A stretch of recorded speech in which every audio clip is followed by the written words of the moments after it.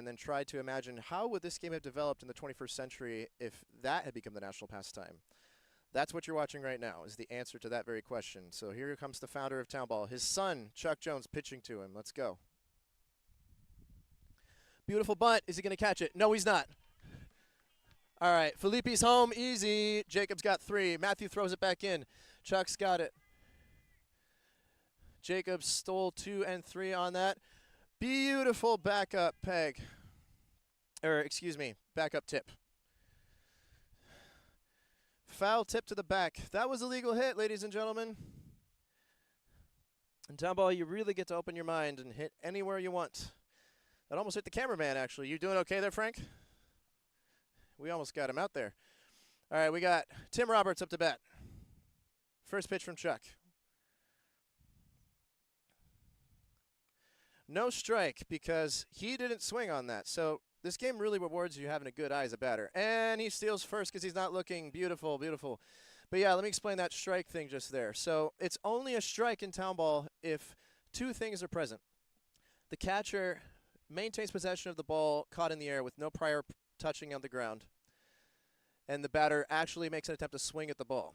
If either the batter doesn't swing and it's caught by the catcher, or if the batter does swing and it's dropped by the catcher, either scenario does not mean there's a strike. So it really gets the batters swinging a lot more than in baseball. All right. Man, they're really trying to get Jacob out over there at third. They know he's sneaky. They know he can lead off, but he's smart too. All right, first pitch to Nathan Ummel. We got Tim leading off heavy at 1. They got no coverage at 1, so he can do that all day. But Jones is stuck at 2. Beautiful! And that's a deep hit to left. Jacob's rounding. He will get home. Jacob's rounding. He will get home. Daniel should stay at 4. Jones is at 4. Tim is at 3. Nathan's at 2. Beautiful hit from Nathan Ummel. RBI. That's a 2-1 ball game. The Midwest team is in the lead. We got a 2-1 score, and it's only the bottom of the first, ladies and gentlemen. Beauty. Beauty. They had no coverage over there. Laced it, as they say in the leagues. Laced it. All right. Fort Wayne Townball phenom, Connor Royston, coming up to bat.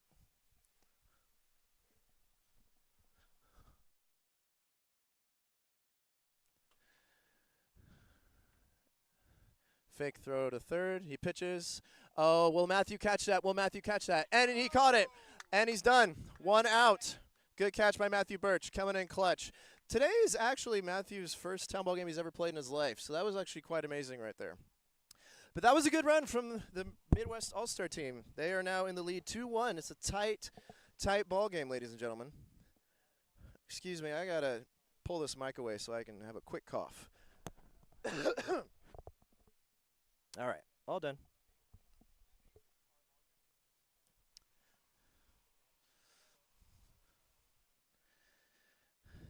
Yeah, just a reminder, 1 out and the inning's over. Any contact off the bat, either intentional or unintentional, meaning like if he doesn't swing and the pitch still hits the bat and it goes off. If that's caught off the bat in the air by any defensive player, you're out. The way you get out in this game is from flyouts, pitches directly to that strike zone, either the white perimeter or the net. The leg is free game.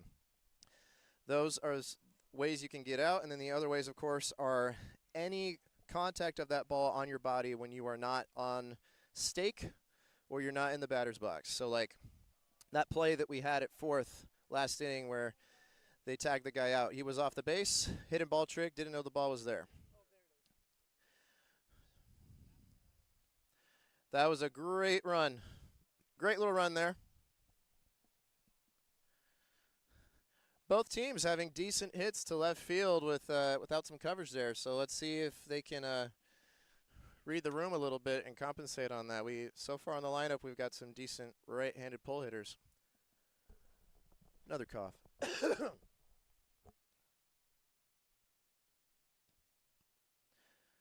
All right, so leading off this inning for the West Coast All-Star team, it appears we have Number 22, Tristan Rickert. Rickety, Rickety, Rickert. Here we go. Don't be confused by both of them having the 22 jerseys. Jones is actually a former West Coaster, so they're wearing any jerseys that they had to play this game. Because as in the All-Star games, you kind of just wear any of your jerseys from anywhere. All right, Tristan Rickert up to bat. Jacob Moore resuming his pitching spot. Here we go. It's up, it's up. Gabe catches it. Inning is over. One pitch, one hit, one out. Change sides. That's Townball.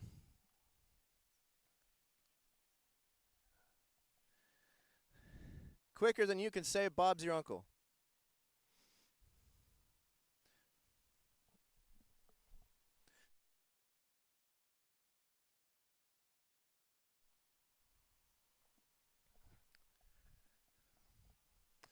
Innings can last minutes or seconds. You just saw an inning that lasted seconds. West Coast team takes the field once more. Will they use the energy from that devastation to place unhinged revenge upon their mortal enemies?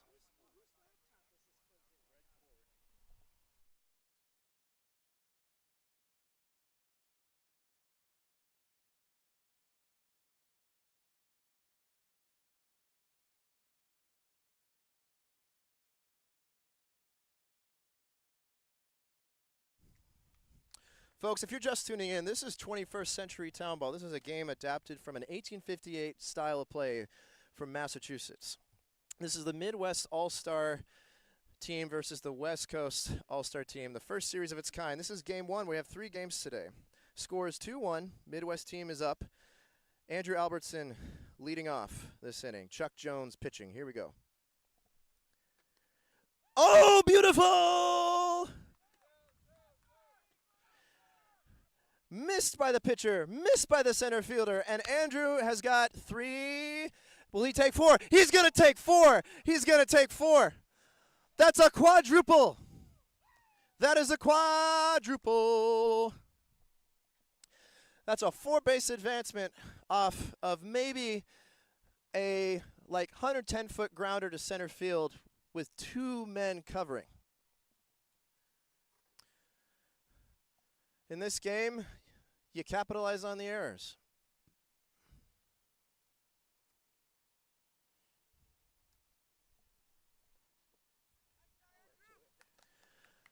Beautiful base running from Andrew Albertson. Hometown of Huntington, Indiana, I believe. Suburb of Fort Wayne, that beautiful metropolis.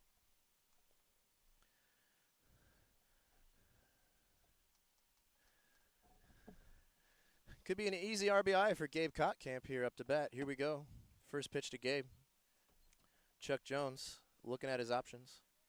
Here he comes.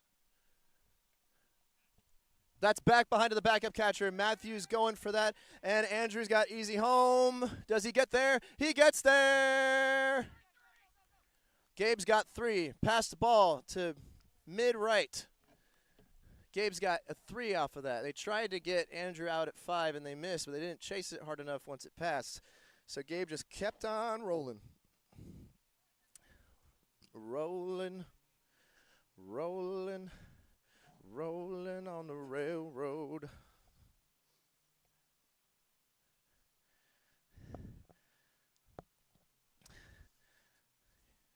Next up to bat is Savannah Albertson, our female phenom from Fort Wayne.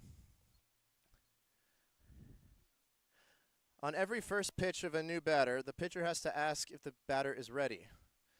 But then they don't have to do that on any successive pitches. Savannah read the play well and took 1. Easy, no coverage. Just steal. Steal. Steal if you got it. Sometimes steal if you don't got it, and you still get it. We are probably almost through this lineup here. We're having a good time with the Midwest folks. Andrew Lone from South Bend, your hometown hero. No swing on that and no catch. No strikes. Watch out, Andrew. Contact. Savannah's at 2, but Andrew is smart and he stays at 1. He wants to crush it. He wants to get some better contact on that, and I respect him for that decision. Strike 1. As you can see, he's a Cardinals fan. I was at a Cardinals game last week. They had some rain delays, the likes of which I'd never seen before. Good eye. No strike, no swing. Here comes the pitch yet again from Chuck Jones. Bada bing, bada boom, no swing. Only 1 strike for Andrew because he hit the ball and didn't run on it. 1 strike for our gentleman in the blue. Beautiful hit, but he's going to go to 1, and Savannah's stuck at 2. But Gabe gets to 4 easy because that's just not where the ball is. Where the ball ain't, that's where you got to be if you're running. Smart base running by Mr. Gabe Kotkamp. Kotkamp, he's actually aptly named because he's an Eagle Scout, so he did a lot of camping and probably slept on many a cot. Speaking of the rain delays at the Cardinals home game last weekend, we do have a little bit of rain forecasted for this afternoon. That doesn't bother us. We play right through the weather, but hopefully it won't come, so that way we can just keep these cameras rolling. All right, we got Jonah Deers up to bat. Here it is. That is strike 1. He swung at it. It was a high pitch. Tommy caught it.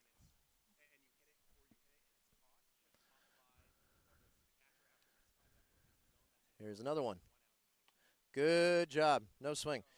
Jonah's a little bit under pressure because he can't really go to first unless it's open. So Savannah and Andrew really need to create some space for him and get some running. We gotta get some leading off on the bases here. Pass ball. Savannah's gonna take 3, and she's got it. That opens up 2 for Andrew. He should take that real soon here because the longer Jonah's in the box, more likely he can get zoned out. Woo! Oh, I thought that grazed it. Just above. No zone out. 1 strike for Jonah Deers.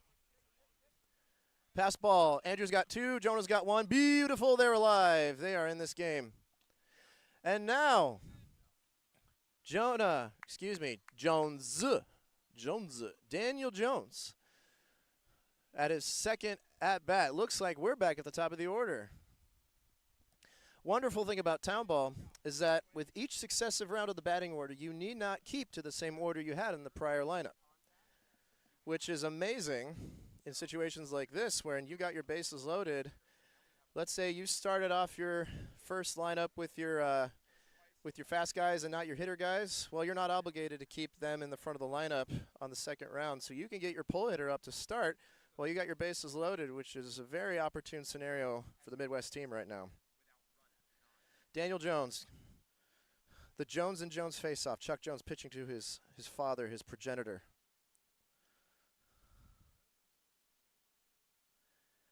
Ooh, off his body. Now you'll notice. Wait, hang on. Let's see if Gabe gets home. Nope, he's not there. He goes back to 4.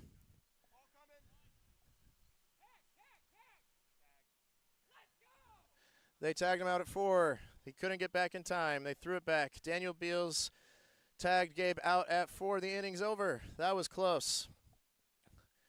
Super close call.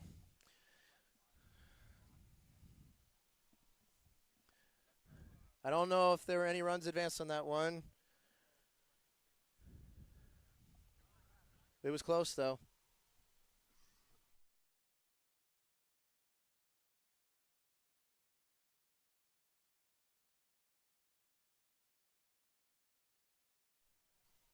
We did get 1 run. The Midwest team did get 1 run on that, so now they're leading 3-1. That was a very smart play between Tristan Rickard and Daniel Beals there in that pickle there.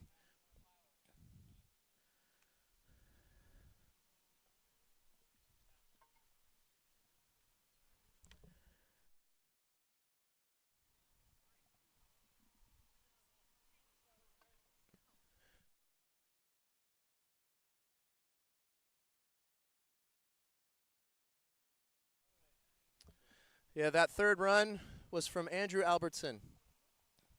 He's the one that had that amazing quadruple play to lead off that inning.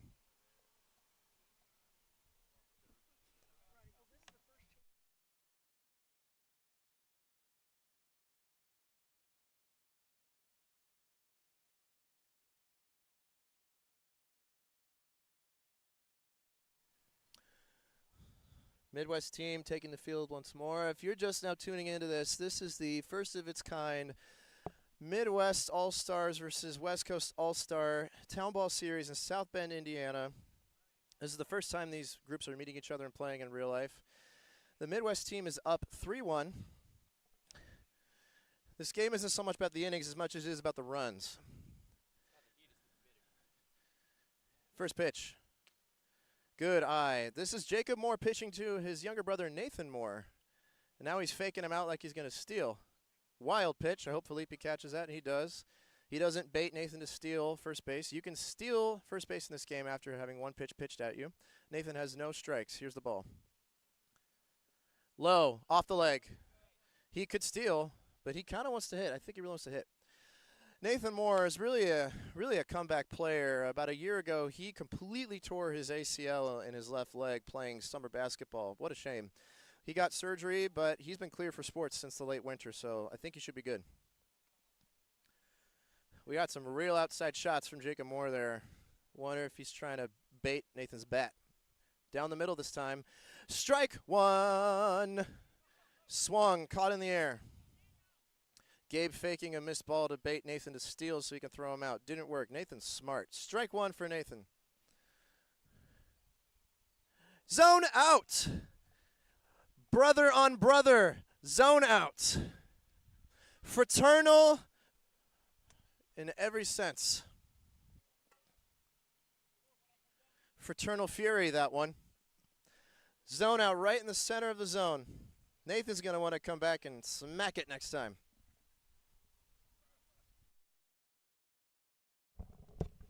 Daniel Jones is back.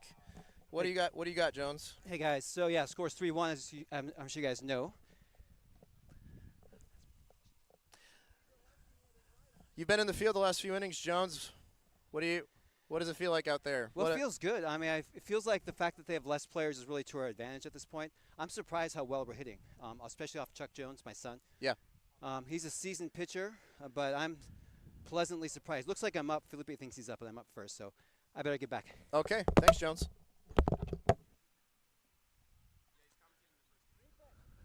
I know technically I can just turn down the master volume to make sure you don't hear this cough, but I think it's rather entertaining that I just pull my own mic away and cough, so I'm doing this again for a third time.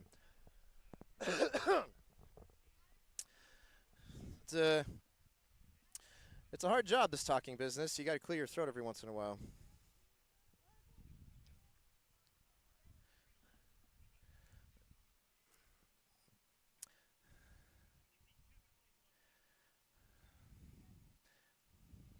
Now, the reason why Jones is back up to bat, even though he was in the batter's box at the end of the last inning, is because his at-bat didn't end. Gabe Kottkamp, if you'll remember, he was at fourth base, and then he tried to go for fifth, but then he realized he didn't have it, so he ran back, but then they tagged him out before he got there. Now, in Townball, whichever batter is still in the box when a play and an outplay happens elsewhere in the field, that same batter has to resume their return to the box, but their strikes reset. So Jones has no strikes. It's just like he's starting a new at-bat.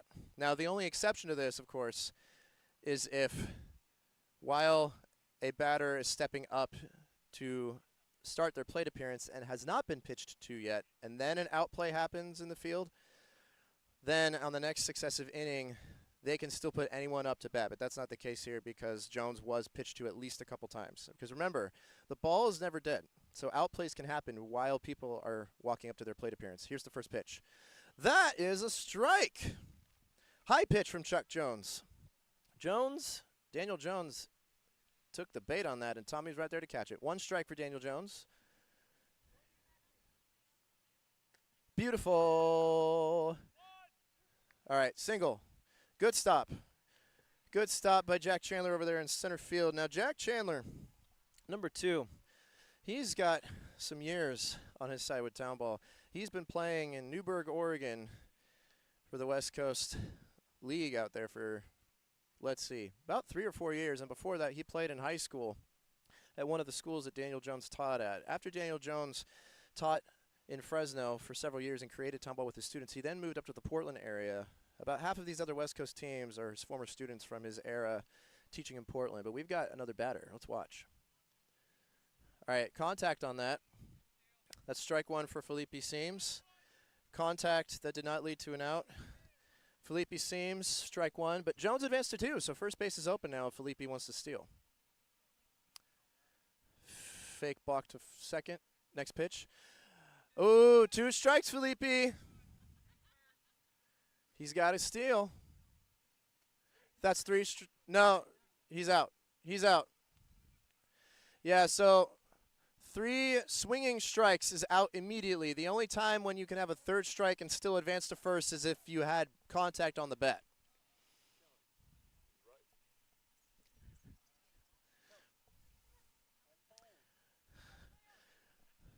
Suffocated near the top of the lineup.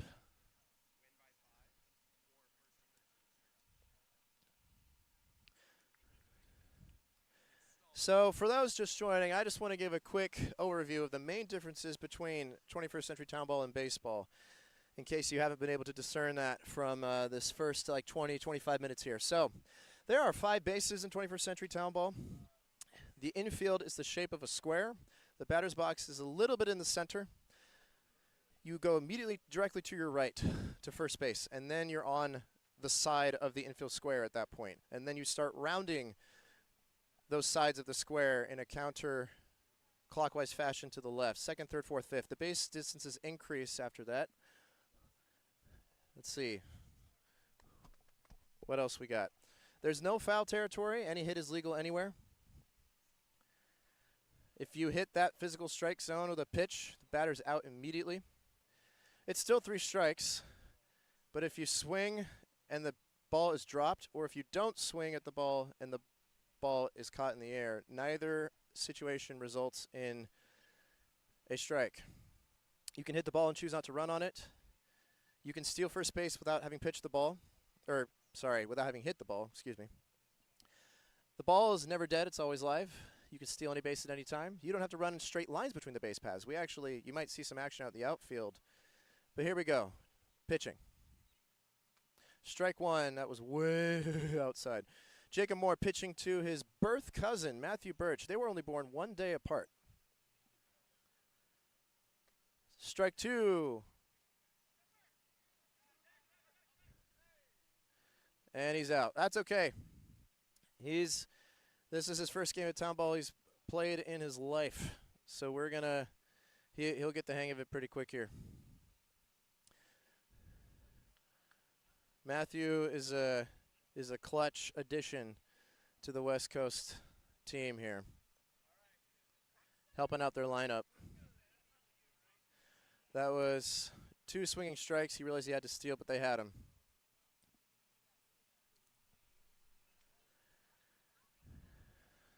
Yeah, fun story. So Matthew was born on January 27th of 2002, and Jacob was born on January 28th. We often refer to them as twin cousins. First cousins. A lot of family matchups here today. We've got 3 more brothers, myself being one of them, and then a cousin, Matthew. We have father and 2 sons, Jones and Chuck and Jonathan Jones. Andrew Albertson and Savannah Albertson are first cousins.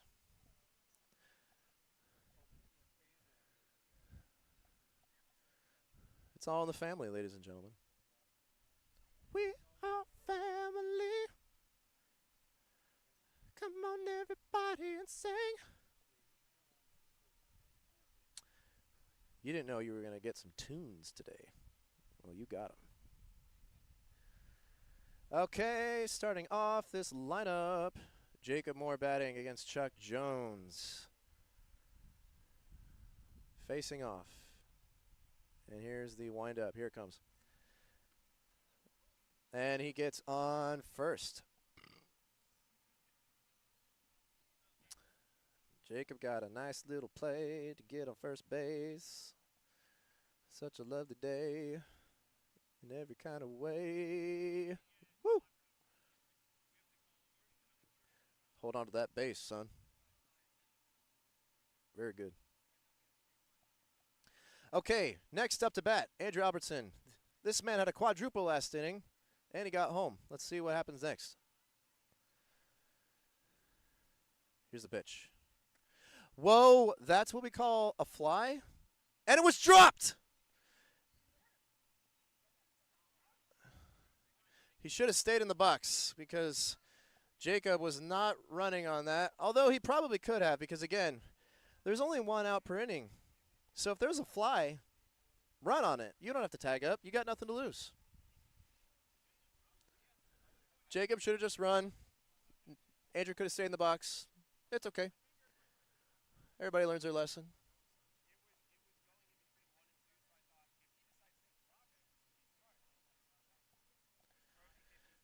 Stuff happens. Life happens. You roll your dice, you move your mice, nobody gets hurt.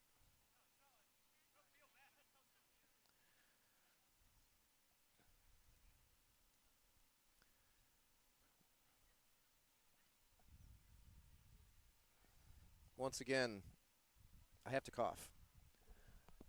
All right, all done. All right, so unless I'm mistaken, I believe with this batter on the West Coast team, they will have gone through their lineup at least once. Yeah? I don't believe I saw Kevel earlier. If I did, I apologize, Kevel. I didn't forget you. Or maybe I did, but it's not personal. Kevel hails from New Brunswick, New Jersey.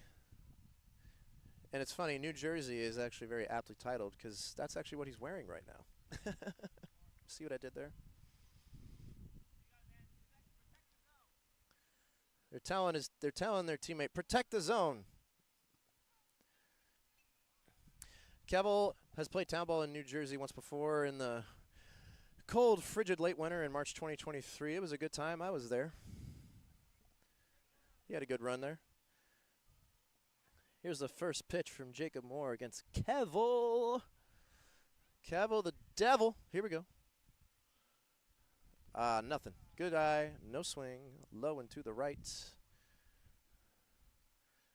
Next one. Nope. And they're going to throw him out at 1. On the body. Kabuya. That's the official glossary term. Okay. Pretty quick movement there. Good backup catching from Felipe Seams. Throw into Nathan Ummel with his fist out. Look at that, man. He's like, it's okay, buddy. That's a nice little pat on the back. We're friendly out here in the Midwest. Really leaning into that stereotype. These innings, they go in and out. Like a double animal style burger. They go in and out. If you're not from a Sunbelt state or California, you might not get that joke, but that's okay. You can Google it. Just a reminder, the score is 3-1. The Midwest All-Star team is leading. We've got to be at least in the 3rd or the 4th inning, but, you know, because this game is a win by how many runs you got, I'm not necessarily brain-trained to remember what inning we're in because it's not like the game's necessarily determined by the inning count. So the way you win in Townball is you got to be 8 runs deep at least, and you have to be 5 runs ahead of your other team. Now, if that 5-run gap, if you have less than 5 runs in the gap between both teams and you're just kind of going neck and neck forever, it's the first team to get to 13 runs that wins the game. Midwest, of course, is the home team for Game 1, so if they get to the winning criteria, there's no last bats for the West Coast team, and they just win immediately. We got Jonah Deers up to bat. Here we go. No swing, smart, way outside. Jonah's been playing Townball for the better part of the last 12 or 15 months, hailing from the booming metropolis of Hillsdale, Michigan. Oh, hit that. Ooh. No tip on that. I could have sworn there might have been some tip. Strike one, though. He's got to get on base, that man. He's in the hot seat. Strike one. Here comes another pitch. And that did not hit the zone. He's got it. Dive to first base. Beautiful. A la Michael Phelps. Ball is not at one anymore because his teammates told him and told the whole world that the ball was at one, and so there was no point in hiding it anymore. Threw it back to the pitcher. Score is 3-1. We have a man on first. We have a woman in the batter's box. Savannah Albertson. She got on base last time. We'll see if it happens again. Although Jonah's going to have to get on second so he can actually give her space to get on first. Here we go. First pitch. That was a strike. I think Tommy caught that low, and that was a full swing on her part. Strike one. No strike because she didn't swing.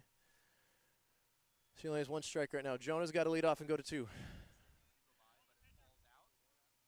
Zone out. Down the middle, in the zone, out immediately, 1 out per inning, change sides. Wait, let me do that again. Change sides. If you were born before 2010, you should get that reference. Or maybe when Jonah got to first, I should have said, single. Kevo the Devil, chewing gum, got his chains, got his jersey. Looking the part. Looking the part. 3-1 game. Midwest All-Star team is up. We got to be at least in 4th or 5th inning at this point. If you are curious about Townball in general and you like what you see and you want to learn more about how to play, or if you want to know about the history and you're just a nerd like I am, you can go to our website, which is 21ctownball.com. It's an abbreviation of 21st Century Townball. And you can find a lot of links over there. There's a lot of media appearances, articles, history of the Massachusetts game itself, and then how this was adapted into the Massachusetts game in the last 13 years. There's a 21-episode Spotify and Apple podcast series about the development of this game since its inception in the year 2012. Here's another thing for you. There's a lot of math behind why the field is designed this way, and it's actually quite fascinating. The Fibonacci sequence, if you know what that is, dictates every numerical aspect of this game. That's actually one of the geometrical aesthetic justifications for making this game more advanced than its original 1858 rule set as a means of guessing how it would have adapted in the 21st century. Chuck Jones with his hammer butt stance. His hammer bunt stance. This is classic Chuck Jones. He's not quite obstructing the zone, but he's close. Way outside because Jacob knows what's coming. Jacob Moore pitching to Chuck Jones with that interesting hammer bunt stance. What's going to happen? Yeah, way outside. He's pitching outside because he doesn't want to give it to him. However, I mean, they've got good infield coverage. Off a hammer bunt, left, right, they'll catch it. You just throw it down the middle, like this. Oh, never mind. Oh, but Connor flew out. He caught the fly out. Clutch move, infield, left. Connor Royston, Rolls Royston, coming at you with the fly out. Yee-yee. Beautiful pop fly off of Chuck Jones's Oppo bunt. Wacky, wacky bunt, wacky catch, wacky town ball. Ladies and gentlemen, you know the drill. It's about time for me to clear my throat.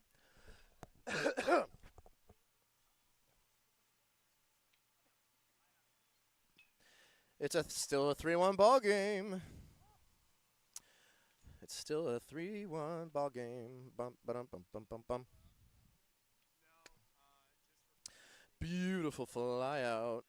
Connor Rolls Royston.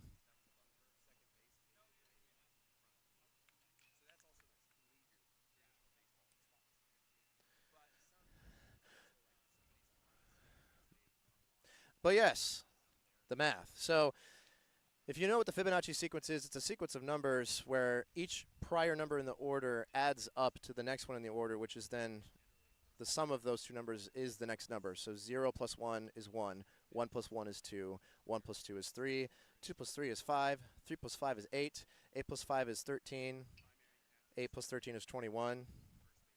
I almost had like a rap rhythm off of that. The distance between the base paths is modeled after the Fibonacci sequence. 21, 34, 55, those are Fibonacci numbers. Just double all those numbers and you keep the ratio consistent. 42, 68, 110. Haha, you guessed it. That's the base path distance for each of these successive bases. First pitch to Nathan Ummel here. Cut, no contact. Wow. That was a breaking ball right at the end there. I think they called that strike one. Ooh. He's trying to decapitate our man over here. Strike one for Nathan Ummel. Chuck Jones pitching. Oh, that had some curve on it. I think maybe at the end he might have wanted to get a piece of it. That was a smart move. His Tommy was right there to catch it. Only one strike for Nathan Ummel. Oh, my goodness. Strike two. That was high.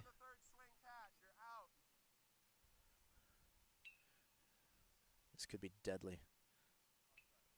This could be very, very brutal. Nope, he's out. He likes those high swings because he knows he can crush them back home, but there's some decent pitching out here today from Chuck Jones. I don't know if they've quite tasted that Oregonian speed. Ooh, hey, we got Jones coming in to chat with us a little bit. How you doing, Jones? I'm good. Can you guys hear me? Yep. Yeah, how's it going in the booth here? You guys see the game okay? Oh, yeah, we can see just fine. Yeah, I think it's still 3-1, right? It's still 3-1. Yeah, so I think you guys know in Townball you play first team to 13 runs wins. If you don't have the win by 5 and minimum 8-run count, yes. That's right, that's right. So our team's got to get to five more runs to get the 8-1 win. That's what we're trying to do. We're struggling to get on base again. So that's where we're at. I think Chuck is finally showing his pitching game here. And honestly, it's a combo of Chuck's pitching game and our hometown hitters realizing that the miles per hour is a little different than from back home. They're catching up, though. I was surprised at first inning they got the bat and the ball. They did. Like almost all of them. So, hey, there's a cheer from Newburgh. So, sorry, from the West Coast. So, yeah. I'm out. Very good, Jones. We'll see you in a minute.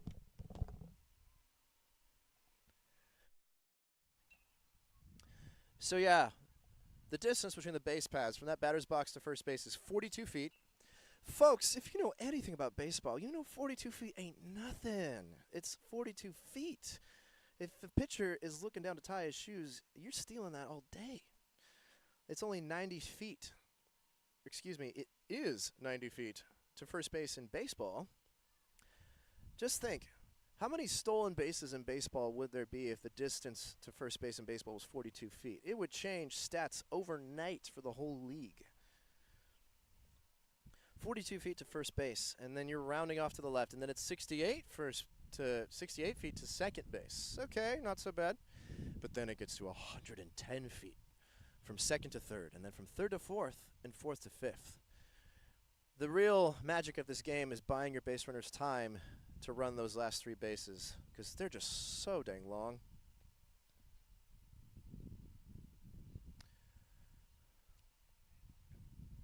But that's the beauty of being able to steal without hitting and being able to hit without running until you rack up 3 strikes. If you're just watching and you don't know what I'm talking about, in Townball you can hit the ball and choose not to run on it, but it does cost you 1 strike to do so. So if you're in a 2-strike situation and you hit the ball, you do have to run, but you didn't have to run the prior times. Let's see what Tommy does. Tommy hit it deep left last time. Let's see what happens. Way outside, not taking it. He knows what he's doing. No strikes. That's not a strike because he didn't swing at it. It's only a strike if you swing at it and the ball is caught in the air by the catcher. Like, well, nope. He doesn't want to steal on it. He knows he can make contact. Jacob knows he can make contact. That's why he's trying to bait an off swing down low. How low can Tommy go? We'll find out. Oh. That was so outside that I don't think EMS could get there. Strike 1! From Jacob Moore to Tommy Sanchez. High pitch. High pitch. Hello pitch. How are you pitch?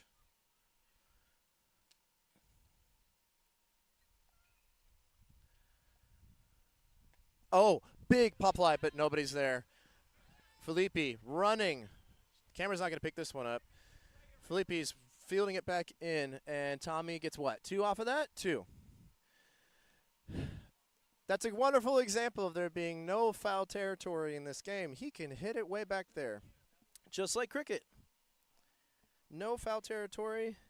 You can. This is a deep cut reference for a very niche film community. You can hit it wide left. You can hit it wide right. You can hit it like a dying duck, but that's not going to hit it down the middle. That movie is a 2006 cult classic about a high school football team in the South. It's called Facing the Giants. Good movie.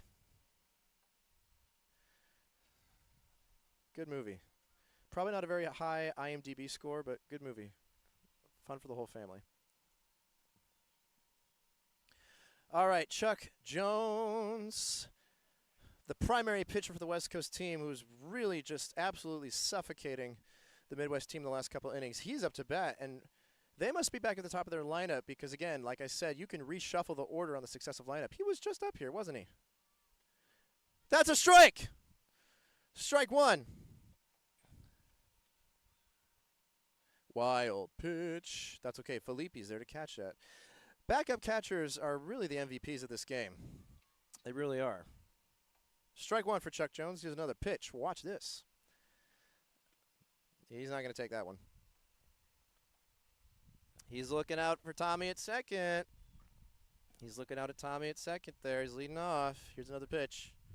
Whoa. High. Very high. I wonder if he's trying to get Tommy to really start running. Oh, good thinking, but he got there. He's safe. Good thinking. Nice little toss. You gotta get the camera back on the pitcher there. Here's another pitch. 1 strike on Chuck. And Tommy's gonna take it. Tommy's gonna take it. Boom, boom, boom, boom. Oh, he's safe. Fumbled the catch at the end. But now he's throwing to Jacob. Is Tommy going to go to 4? Oh, hey, they baited him to go to 4. They were thinking they were going to take Chuck out at 2, but then he turned back around to see if he let off. They know what he's doing. They know what he's doing. And that little toss to Gabe was a little too obvious. That did not work. Hard to do a hidden ball trick when you just kind of chuck it right there behind you. But I've actually seen it work. There have been some oblivious base runners that should have seen a ball come the way of the baseman, and then they lead off the base, and boom, taggy tag. Boom, taggy tag. That's what we say in the biz. Jack Chandler. You know, one thing I've been neglecting to mention so far today is a lot of these guys have nicknames. It's pretty common parlance in the baseball community and the vintage baseball community for everybody to have nicknames. Jack's nickname is Grandpa. Do I remember how he got it? No, not at all. I don't think it's indicative of his swinging, though. Did she get him? Yeah! Woo! I know I'm a commentator. I know I'm supposed to kind of play both sides, but you can't see it. I'm wearing a Hillsdale jersey. I got to be excited for my team when stuff like that happens. Beautiful pickoff. Jacob throwing to Savannah Albertson, tagging out Tommy Sanchez in cold blood, in broad daylight, under the rising sun.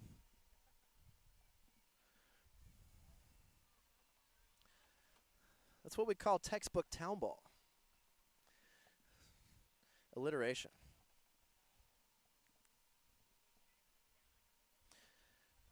Man, I'm really liking what I'm seeing here today.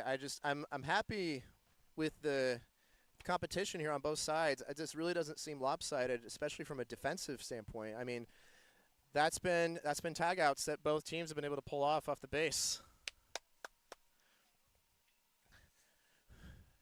Beautiful fly out earlier, Connor. Beautiful fly out, gentlemen.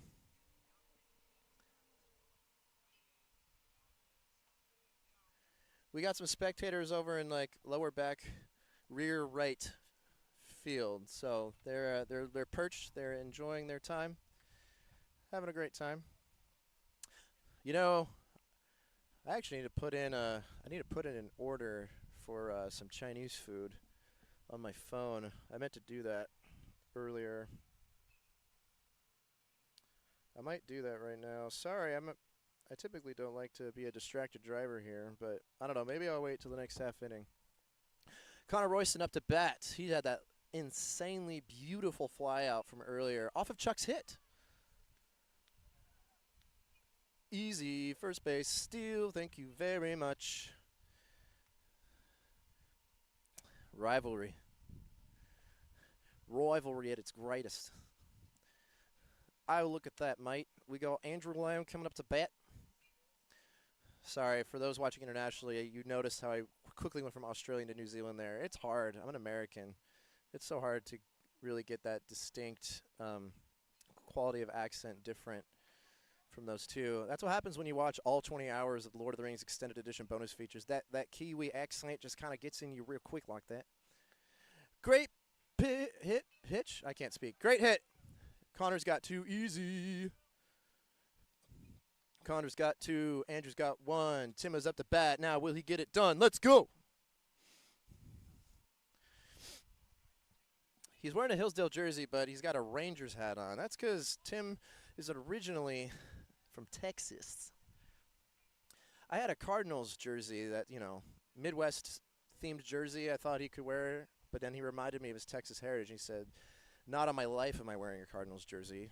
No, thank you very much. Here he is up to bat. We got Andrew on one, Connor on two. Tim in the box, first pitch. Oh, man, I had to duck. That went through the commentator's booth. That was a great tip to the back. Connor's at three, and he gets there. Connor's at three, and he gets there. Ball didn't come back in soon enough. He's baiting Jonathan off on that. He's trying to think he's leading off to have a missed peg on his body. Because, again, you can throw people out dodgeball style in this game. Now, don't worry. I know Gladys is at home clutching her pearls. Don't worry. So this is a softer ball. So when we throw people out in this game, we're not sending them to the hospital. But we will make them remember the name.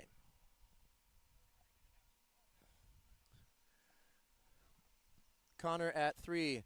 Andrew at two. Connor at four.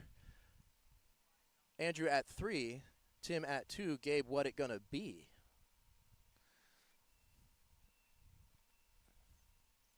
Man, that zoom on his face, man. He's looking like a rancher that's had a long day's work. Long day's work. That's the kind of man you can trust right there.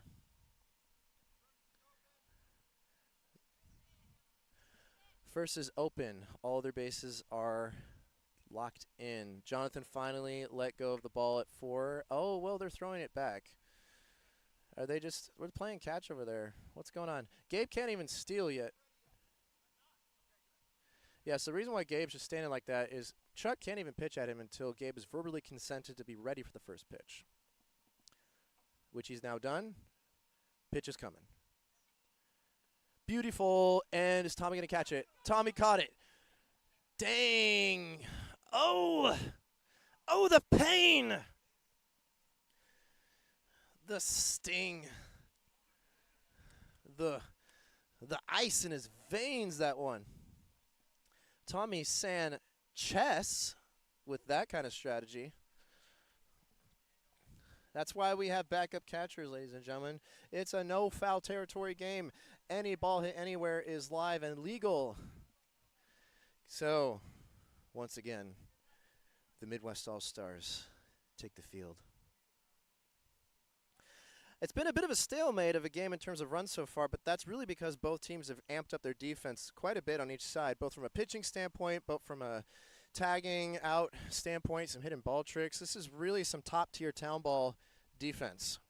But take a look. The Midwest team, they're really putting their heads together right now. They know they got to get on base.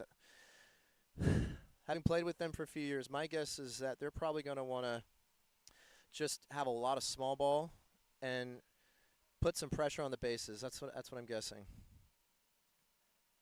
or excuse me, they're on defense right now. When they're back on offense, they'll be doing that. But on defense, they're going to be really tight. You can't see in the frame right now, but Daniel Beals is back up to bat, and his on-stake percentage, that's right, it's not on-base percentage, it's on-stake percentage. You probably saw that we have 4-foot wooden dowels as our stakes per Massachusetts game precedent. And he's a bunter. He's swinging right now, but, I mean, that's just because nobody's there. So he could if he wanted to. He's surprised us before, but he's a textbook bunter. So they may try and just have a deep coverage on all sides in the infield and just smoke him out. Let's see if I'm right. I could be wrong.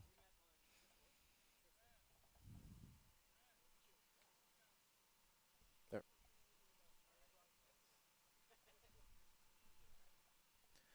It's a 3-1 game. Daniel Beals up to bat. We are playing 21st Century Townball in South Bend, Indiana on a cloudy day. We have some rain forecasted for the afternoon. We're going to hope and pray that it doesn't really come.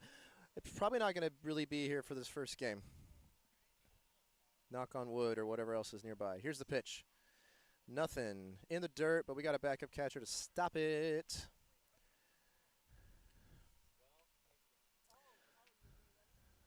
All right, down the middle. Will you take it? No, it's high. He wants something in the zone. Good stop by Jones. Aha, aha. He's baiting him. He knows he likes to go. Felipe stopped it but fumbled it. Couldn't get there.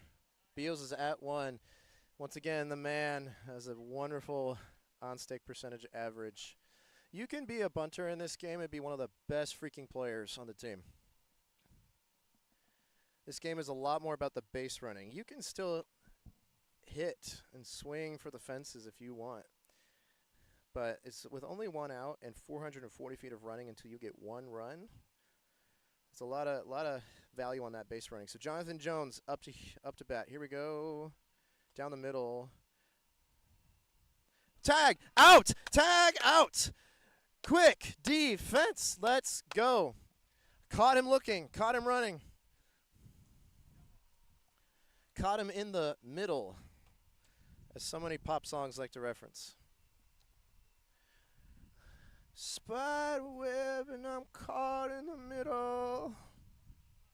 It's my best Chris Martin impression. There won't be any kiss cams at this game today. That reference will date me if you don't know when this came out. This is the week of July 19th, 2025. Ladies and gentlemen, I'd say it's about time for another commentator cough. 3, 2, 1. Brought to you by my esophagus.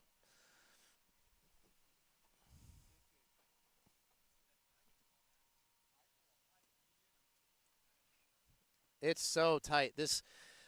I'm happy with what I'm seeing here in terms of team formation. I really am. I mean, these teams are very well matched. I mean, they're doing the job. Their defense is getting it done. So, like, at some point, somebody's going to have to give. Somebody's going to get tired. Somebody is going to make an error, and then they're going to capitalize on that. We got Felipe Seams making sure that his shoes are tied. We care about safety here in Townball, and we care about lacing it up on your shoes and lacing the balls out to the outfield. Here we go. The game is still a 3-1 game. Felipe Seams up to the bat, leading off this inning. Chuck is still pitching. He's not tired yet. He's been pitching pretty good today. We'll see what happens. The coverage is kind of wonky. We got no coverage in the back except for Tommy, and we know that Felipe likes to pop it up. Let's see what happens. Oh, wow. Oh, and oh, pass ball. Good call. Good call.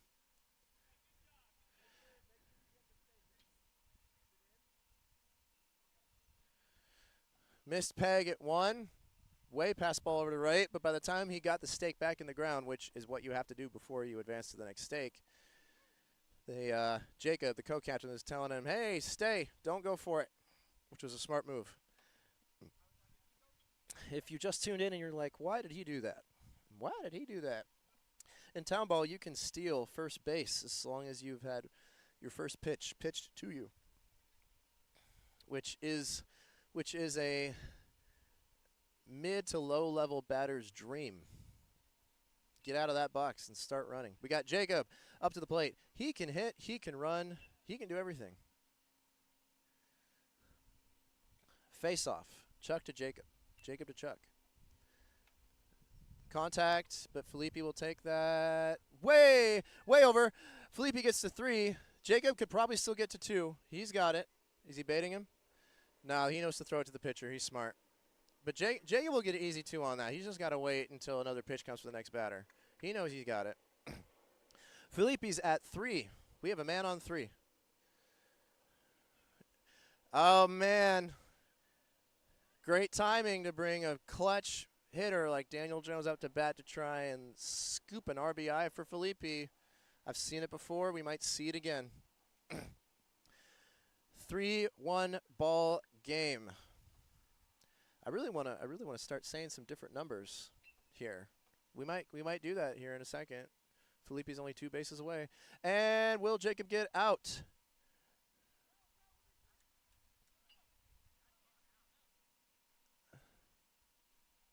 Was it on his body? Was it on his body? We don't know.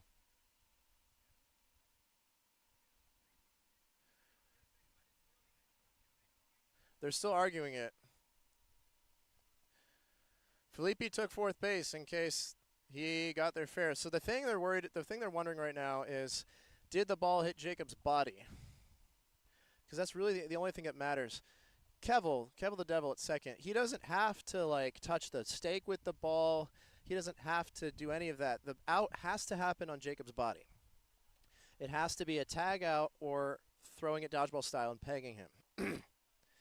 So because Kevel fumbled it, and I think it bounced off the stake, actually. And then Jacob says he doesn't feel anything. But are they calling it out? What are they calling it? They're calling it out? Okay. We're kind of self-umpiring and self-moderating today and being charitable where we can. So they're calling that out. It was a close call, I will say. Frank, you're...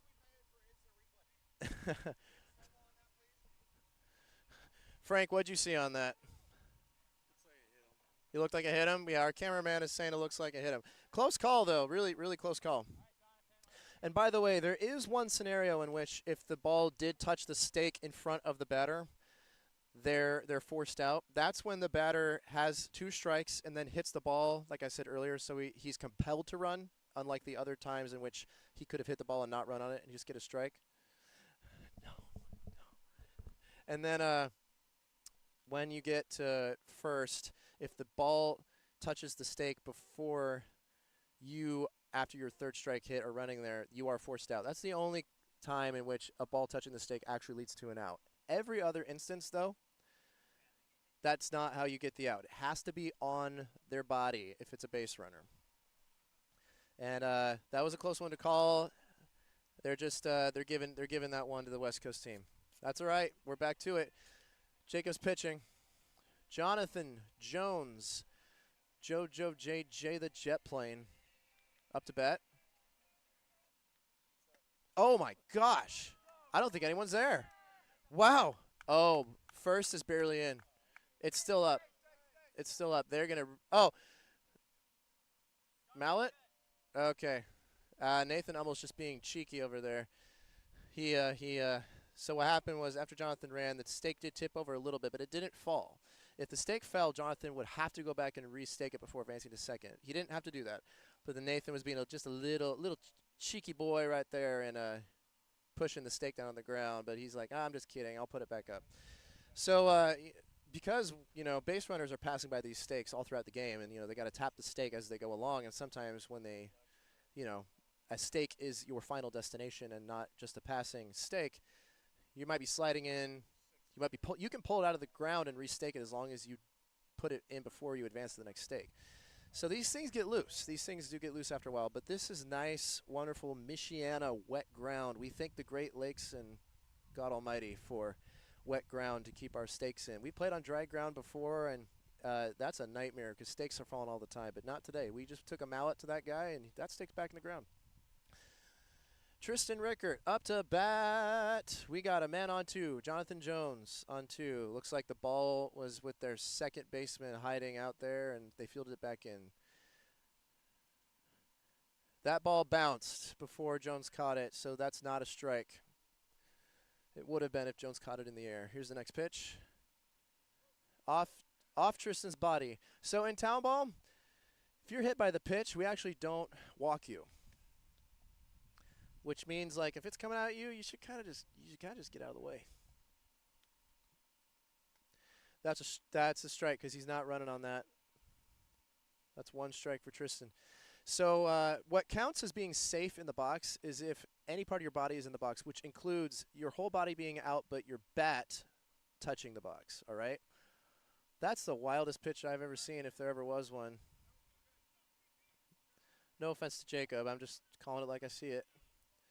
I think he was trying to bait Jonathan to run it 2 and then have a pickoff, but everybody's staying where they're at. 1 strike for Tristan. No swing from Tristan, although it was caught, so I think he's only got that 1 strike. Here we go again. Oh, goodness gracious. That's okay. Andrew's there. Andrew's there. But he's going to have to lace that one to 4 pretty hard right now. Connor is in. Throw it at 5.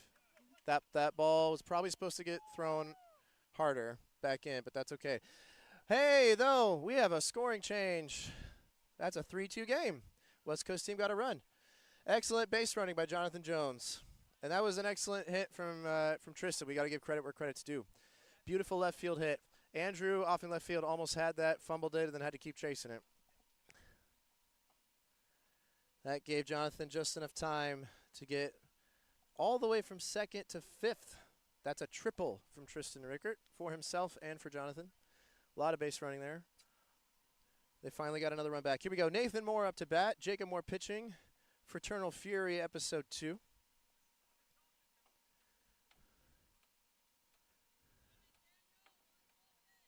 Tim, the third baseman, throws it back to Jacob. So now Tristan at 3 might want to lead off a little bit.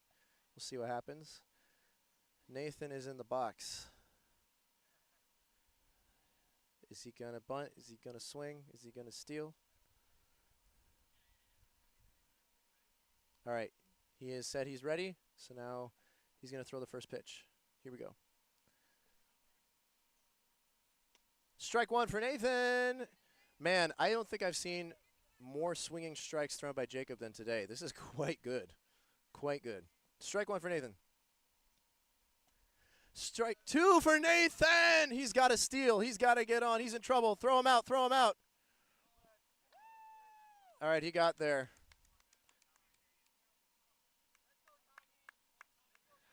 So Nathan's being cheeky. He's running with the stake, making him think he's actually running when really he's still safe. I mean, he can only do that for, a few feet. I mean, it's not really to his advantage to do that as a way of advancing the stakes because he has to restake it before he gets to the next one, right? So it's just a way to kind of mess with the defense's head a little bit, which messing with the defense's head wins games more often than, making superior offensive plays sometimes because you got to wear him down. This is a psychological game.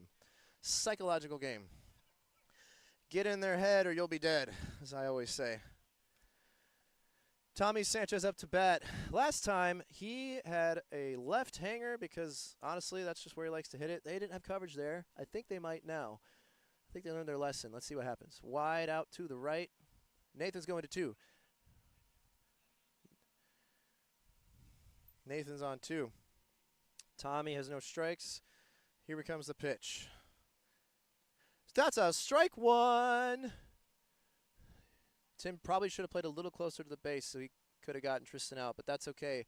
It would be worse if it passed him. It would be worse if it passed him. Commentator cough. 1 strike for Tommy Sanchez. Here we go. Oh, okay. Oh, Andrew Lone missing that fumble bump, and Tristan's going home. It's going to be a tie game. Tristan's going home. That's 3-3. Tie game. Tie game. Ants in our pants. We're getting antsy. This is close. This is tough. Oh, Nathan. Uh-oh. I think that dive into first was a little costly on his leg. As I said, about a year ago, he completely tore his ACL. He's healed a long time ago, but he's got to still have some subtle maintenance and care.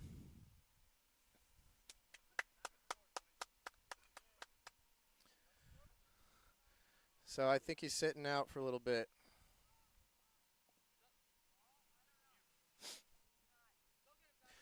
Nathan, are you sitting out? Your knee popped? Okay. Was that on that dive to first base? On the dive? Running? Okay. He's got to take care of himself.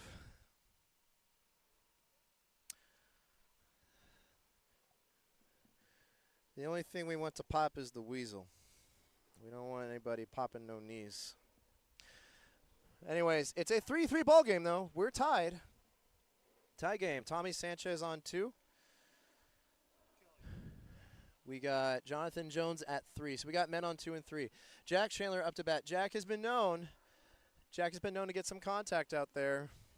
Center left field, I think, is where he likes to hit. They've got some coverage out there, but not as much as they could.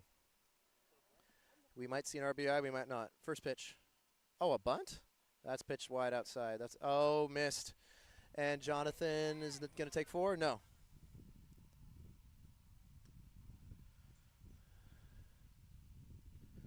Jonathan was leading off of 3, thought he could get to 4, but he realized he couldn't, so he came back to 3. Next pitch.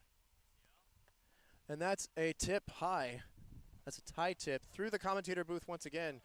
Man, I've almost been killed a couple times.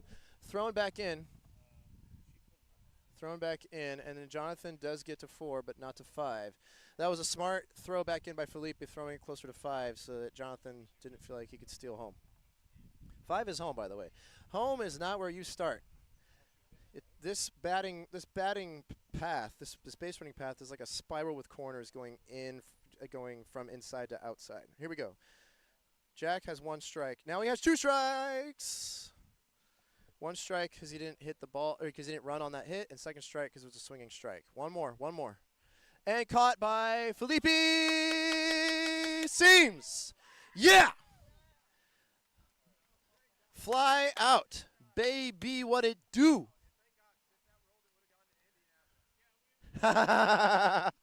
Jacob just said if that ball rolled, it would have gone to Indianapolis. I think I'll have to agree with him.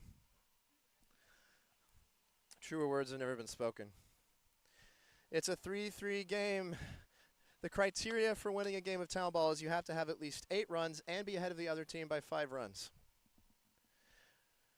So what the Midwest team has to do, if they want to win that way, is they have to hold that West Coast team to 3 runs and get 5 more, and then we finish game 1.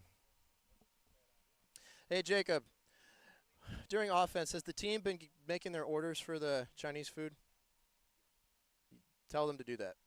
Yeah.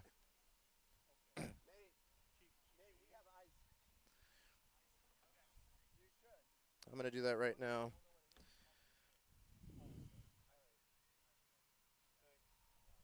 I'm being told that we have instant replays now. That's nice.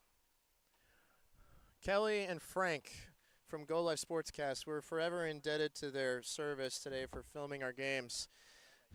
So I'll defer to Kelly on some close calls from now on if we need some instant replay. She's giving me like one of those 50-50 hand signals. We'll do our best, but it'd be better than 0.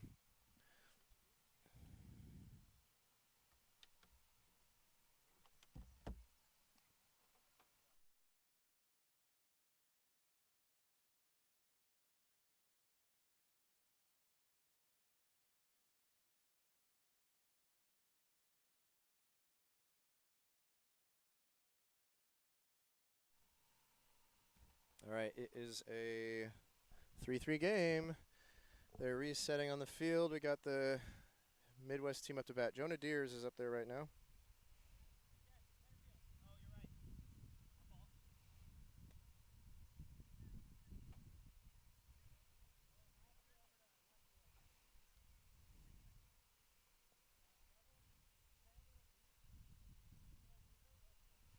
Sorry, folks. I'm just trying to make an order for some Chinese takeout here.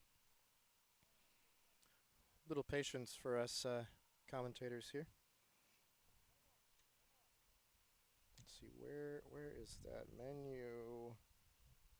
Shout out to Pino's Kitchen.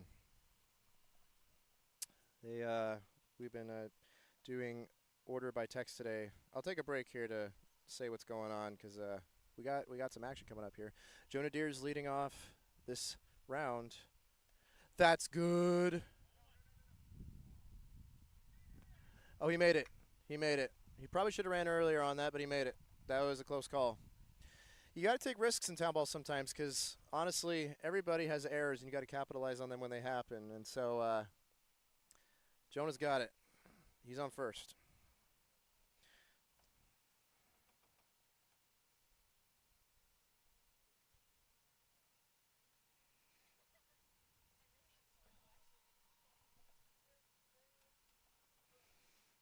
All right, I want the beef fried rice. Okay, I texted him. My job is done.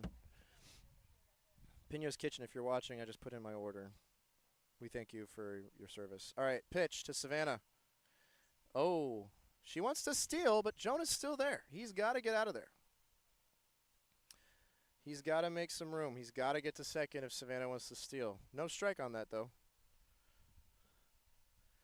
Jonah's at first base with a little bit of lead off. Next pitch is to Savannah. Wow. That was close.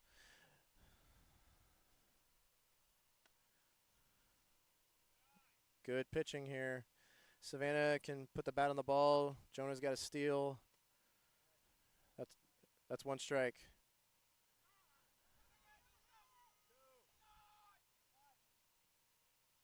Savannah's got one. Let's go, Jonah! Jonah Deers. That man has more than one deer in him. He's running around like a gazelle. Deers is a plural word. He lives out in the country. He's got that elk blood in him. Deers for miles. Some missed throwing from the defense there. That's what made that happen, and some decisive base running. Jonah Deers at 2, Savannah Albertson at 1. Andrew Lone up to bat. It's not loan as in like building on loans.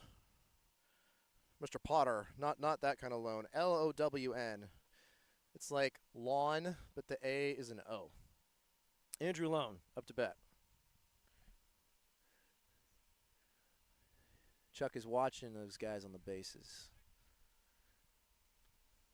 That was nice, but that's not enough for Jonah to get to 3. That's strike 1 for Andrew. We've got a mallet coming over to 2. 2 is a bit loose. Watch out, Andrew. That's what you need. That's what you need. Let's go. Jonah's at 3. Jonah's at 3. That's 2 strikes for Andrew. So Savannah really has to get on base. Hit by pitch. Savannah is at 2. Andrew doesn't walk. It's a softer ball. It's just part of the game. Now first base is open for Andrew, which is good because he has 2 strikes. He's really got to get on. All right, so we got Kevel the Devil coming in case we get some more short hits. Actually, no. They're having him go to fourth base. They're having him go to fourth base so that Tommy can play backup catcher. Tommy's going to come in right here. They're trying to throw the – oh, they tagged him. They tagged him at third. Holy cow and a half. That was a lightning fast tag if I've ever seen one. Dang. Holy dang. All right, yeah, Chuck threw that to third. And Jonah was leading off. And third baseman was there to get it and tag him. Midwest team, I'm not sure if they're used to fast tags like this. They've got to be more decisive with their leadoff on the bases. But, hey, there was a lot of missed defensive plays at the last 2 stakes in that inning. So, like, honestly, that was 50-50. Anything could have happened there. It was a good risk for Chuck to take because it worked. But you got to have that strong defense to be ready to stop that ball, and they had it. It's a 3-3 ball game. We're tied. This is 21st century Townball. You've probably never seen anything like this before. It's like if the Savannah Bananas had historical precedent. That's not a dig on the Savannah Bananas. I'm just saying this is from an 1858 style of play in Massachusetts that was actually a played version of bat and ball in New England up until about the turn of the century when the New Yorkers decided that they were better. I mean, they did a good job. They nationalized their version of bat and ball with the diamond and, you know, everything being in threes. 21st Century Townball is answering the question, what if that runner-up option to the New York game, that Massachusetts style of play, in an alternate universe became the national pastime, and then how might it have evolved over the course of the 20th century and now going into the 21st century? This is our best attempt at answering that question. Here we go. Looks like the West Coast team is having a problem deciding who to send up to start off their lineup.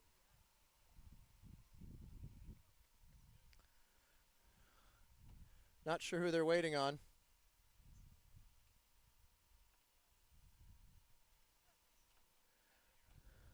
Ooh, wow. Gabe Kotkamp with that somersault. He's an Eagle Scout. That's how he knows that stuff. 3-3 ball game. Bum, bum, bum, bum, bum, bum.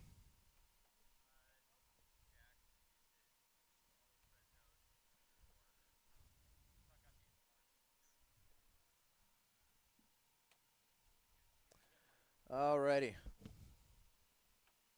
Matthew Birch.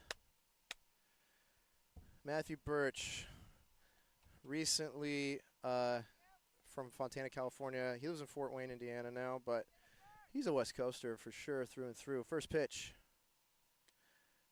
Are we calling that a swing? Are we calling that a swing? If that's a swing, that's strike one. If it's not, there's no strikes. Let's see what happens. That's definitely a swing. Okay, Jones is calling that strike one. All right.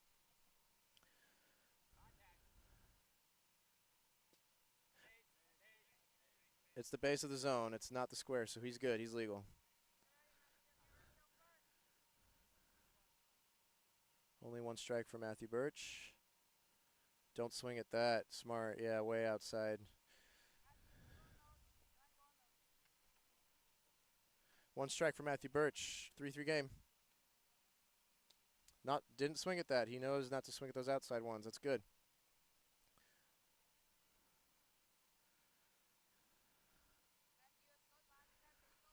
I think if Jacob threw maybe like a high one, I think he might get him to swing at it. Let's see. Maybe not that high. One strike for Matthew Birch. Pitch count is getting high. Oh. That works. That works, and Matthew is on base. Matthew is on base. Ladies and gentlemen, that's the beauty of having no foul territory. Any hit is legal anywhere, anytime, any place. That's Matthew's first on-base move today. That's great. Let's see if we can get him around. Hi, Bray. That's Jack Chandler stopping by the mic to profess his love to his girlfriend through the airwaves. That's nice. Kevel the Devil up to bat. He's got Matthew on one. He's got to get him to two before he can get to one, either from bat contact, pass balls. Let's see what happens. Oh, that's off his bat. So that's he wasn't out of the box. If he was, that would have been out. Was he out of the box?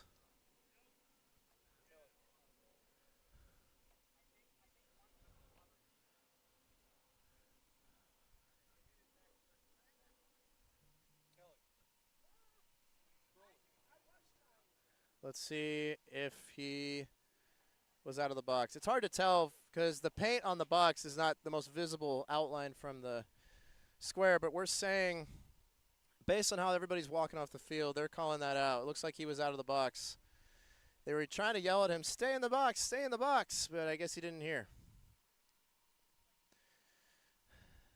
The Devil went down to South Bend, but got tagged out.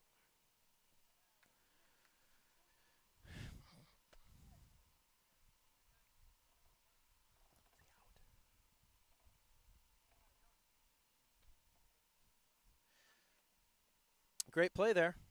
Sometimes the pitcher is trying to aim at the bat on purpose for an accidental bunt like that so the batter can think they need to get out and start running. But smarter move, I think, would have been to just stay put. But, hey, we're learning. Townball is brutal when you've only played a few games. Once you realize what's going on, you get real smart real quick. That's the beauty of this game is it's high stakes, but it's also like a really good way to have a lot of opportunities to bounce back from little failures. Because, we're not stuck to an inning limit per se. You just got to keep going back up to the plate. You just go back up before.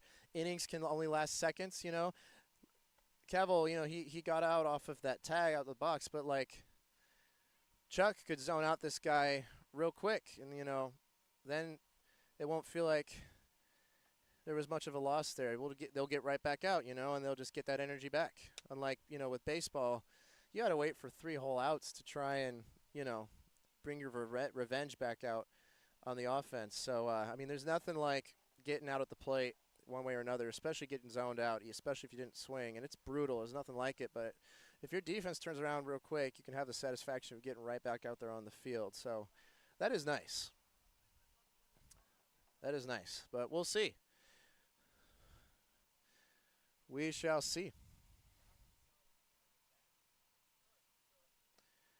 All right, Andrew Lone, building and lawns at the batter's box. Chuck Jones pitching. It's a 3-3 ball game. First pitch, winding up. Here we go. That's good, but will the flyout be caught? No one's there. He shouldn't take 2, though. He's going to stay at 1. That's smart. Lovely little bat on ball there. I thought I'd say so myself. Lovely little contact. Righto.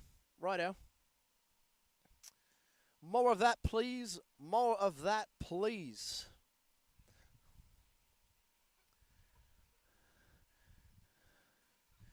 Shaving a haircut, 2 bits. More of that, please.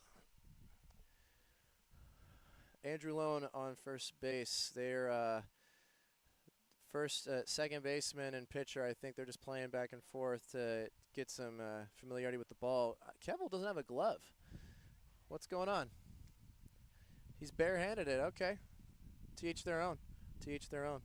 Here's the pitch. Wow, that curve, though. Man, that curve did its job. Strike 1 for Tim. Man. That was a good pitch from Chuck. I think Tristan caught that. If Tristan didn't catch that, that's not a strike. I think he caught that, though. Let's see what happens. That's fine. Kevel caught it. Barehanded. What? Let's go. Kevel the Devil returning. Wowee! Hello, Hades. Holy dang. Barehanded fly out. See, that's what I'm talking about. He gets a moment like that after the tag out. That revenge power is present and potent and particularly ridiculous.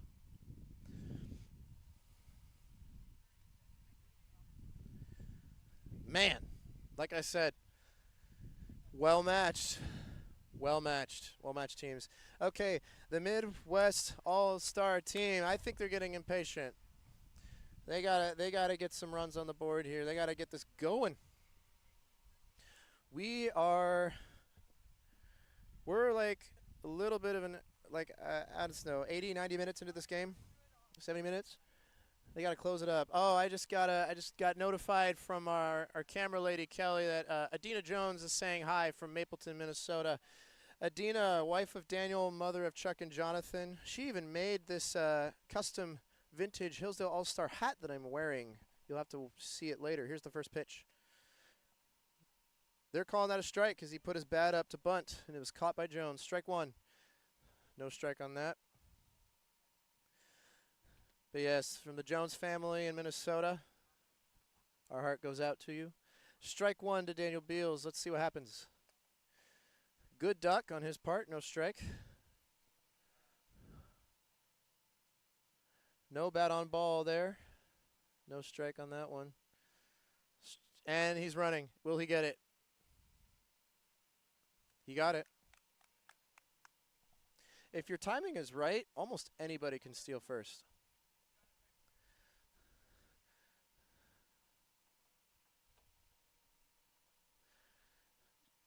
Beals is like one of the most reliable base runners in Townball. Like he's probably got the best, if not in the top 2 or 3 best on stake percentage as far as player stats are tracked. We're throwing a mallet on first base because it's loose.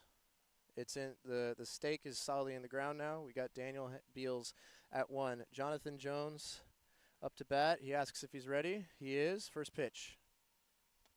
Jonathan knows not to swing at that. It's outside. Very good. No strike.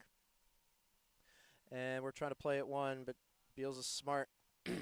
He's staying there. Another pitch to Jonathan. And he hits it. And Savannah almost got the fly out. She was in the perfect spot, but man, that was a little drop. That would have been such a clutch play, but, you know, she stopped it. Stopping it is better than letting it get past you. Jonathan only got to first base. Daniel only got to second. We're still holding him. We're still holding him.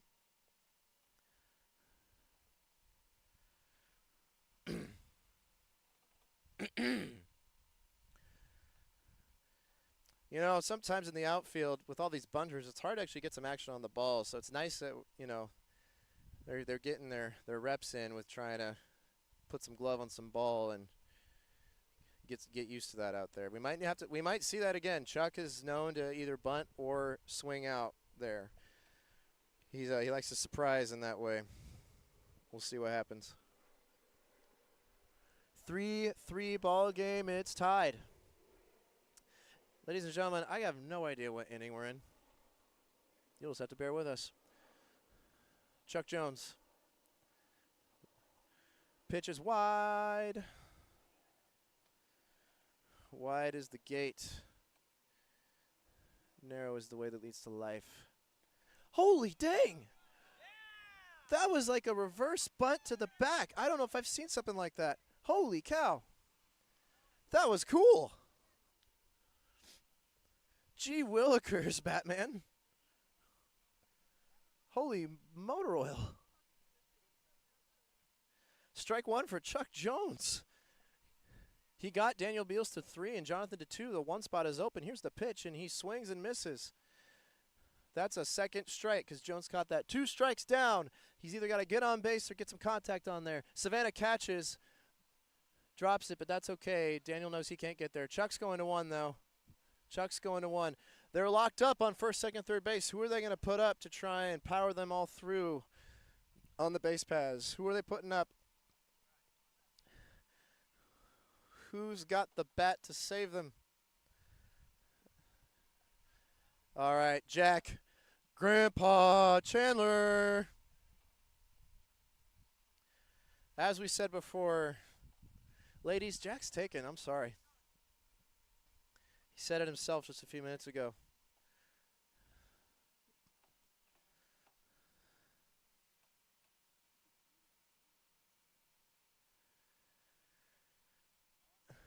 Commentator cough. It's been a minute. About due. All right. Commentator cough over and out. All right.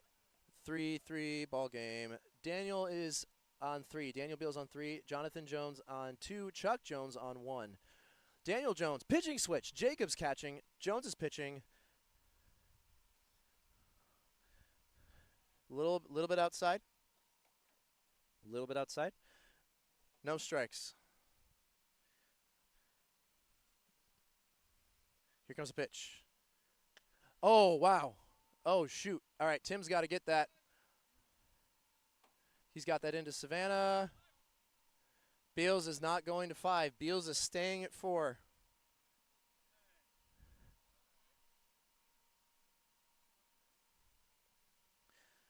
Jack is still in the box, though, so he didn't run on that. So he's got 1 strike. That was a good hit, though.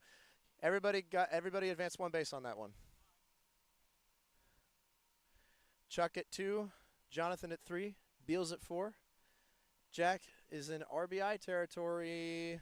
They might take the lead. Let's see what happens. He's got 1 strike. Jones winding up. Strike 2, but it's stopped. First base is open if he wants to steal. Will he hit or steal? He can go at any time. Will he hit or steal? He's got 2 strikes.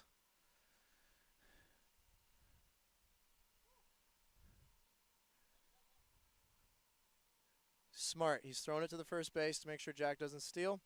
Jack gets back in the box. Jack in the box. Ha! How come I didn't think of that earlier? Jack in the box. Jack in the box. 2 strikes. Men on 2, 3, 4. RBI or an out. All right, that's an well, yep, no, that's easy RBI. Way out into center field. That's his first crusher of the day. Beals has an easy home. Jonathan is home. Beals has 4. Jonathan has 5. Chuck has 6. That's a quadruple from Jack. Grandpa Chandler, Jack in the box is out of the box. He's on 4th base. He just got 3 RBIs. The West Coast team is leading 6-3 in a wonderful turn of events. Felipe is pointing back at me, his teammate, and saying, "That's not wonderful." I'm sorry, buddy. I gotta be unbiased. I gotta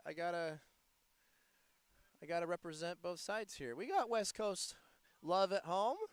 Almost all the loves for those watching is actually on the West Coast because this game is in the Midwest, so they can't be here to watch it. They're probably jumping out of their seats. They're probably jumping out of their lazy boy recliners with chip bags and soda popping over the place and spilling on the carpet.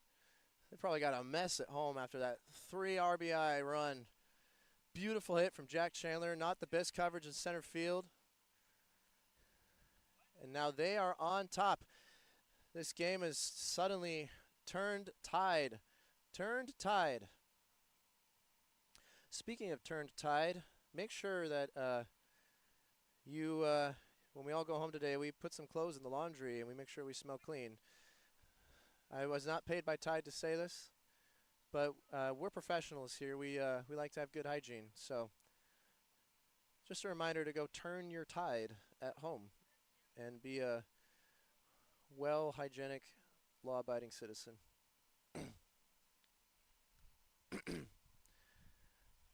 This is 21st century Townball. This is the past. This is the future. This is the present. This is ball. Tristan Rickard up to bat. West Coast team leading 6-3. We got men on 4. I think we're calling that a hit. I think we're calling that contact. I think it hit the bat, yeah. Off his body, we're not calling that a hit, but I think it hit the bat, so I think that's 1 strike. We only got 1 man on base. That's Jack at 4. He's leading off good. Nobody's there, so he's scoring. The West Coast team is up 7-3. The Midwest team is in trouble. If the West Coasters get 1 more run before the inning ends, the Midwest team only has 1 more chance and have last bats to try and close the 5-run gap. If they don't close the 5-run gap in this next inning, assuming that the West Coasters get at least 1 more run, the West Coast team wins game 1. And then we break for lunch. We get Chinese food. Pinyo's Kitchen. Pinyo's Kitchen.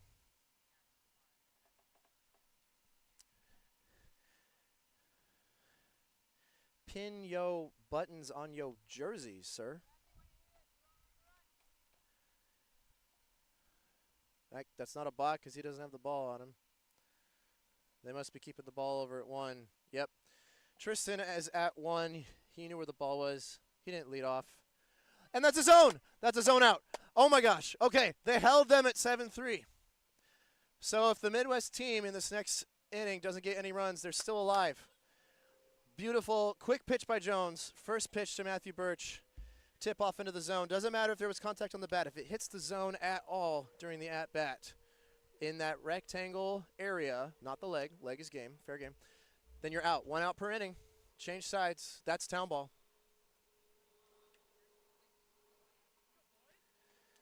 But, man, that rally, 4-run rally.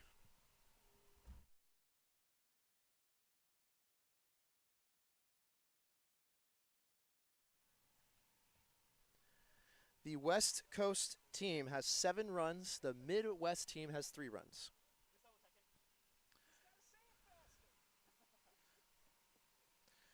West Coast team has 7 runs. Midwest team has 3. It's a ball game.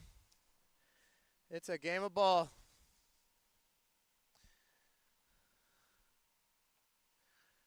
These guys know ball. These guys know ball. So far, the weather is in our favor. I'm pretty confident at this point that definitely for the remainder of this first game, we should be good. We'll take a quick break for lunch afterward and then start game 2. And then finally, I'm going to get a chance to put some bat on some ball and get out there. And then Jones will be commentating.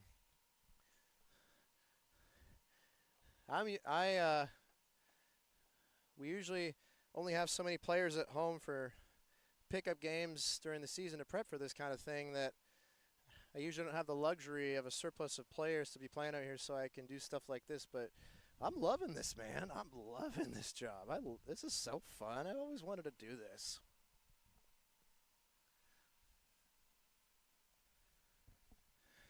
Hey, Tommy.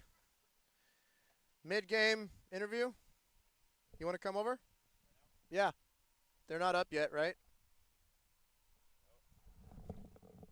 Is he pitching? Is he getting ready? Okay. All right, go back. Never mind. We might do that in a sec. So Tommy's back in the frame there. He's playing backup catcher. All right. Top of the inning. Nathan Ummel leading off. Chuck Jones pitching. Here we go. Holy dang.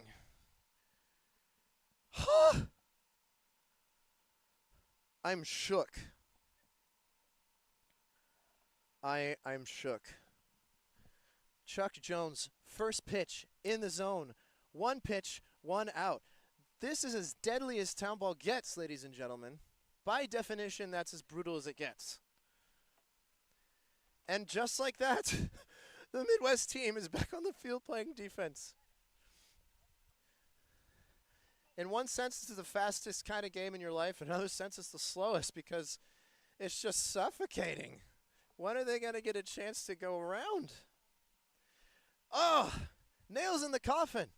They had a 7-3 rally at that 1 inning. 1 pitch, 1 out. West Coast team is back at it. If they get at least 1 run in this inning before the inning's over and the out happens, then the Midwest team only has 1 chance to get back up to bat and close the 5-run gap. Will the Midwest defense snuff them out? We'll see. Tommy's their leadoff. He's been hitting deep left and getting on base. Let's see. Strike 1! High pitch, scooped in the dirt.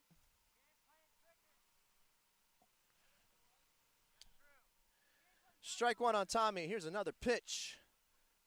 Oh my gosh! What did we say? What did we say? Left hanger of a batter, if I ever saw one. Is he going to stay at 2? He's going to stay at 2. They're fielding it in pretty good. They can't get to 3. They got the ball at 2 right now. Tommy's got his hand on the stake. He knows what's up. Tommy's consistent with that left hanger, man. And they've even got defense coverage out in left field. He's just hitting it where they ain't. He's playing 4D Thomas Sand chess.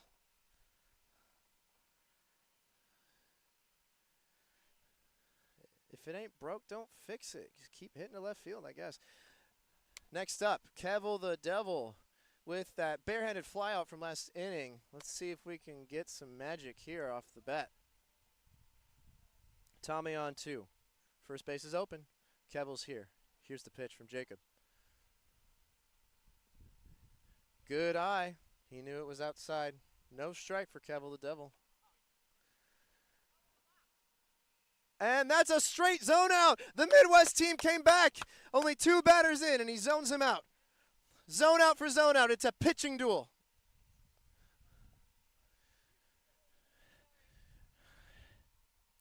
Chuck Jones vis-a-vis Jika Moore. A pitching duel if I ever saw one. Holding the West Coast team down, no runs allowed.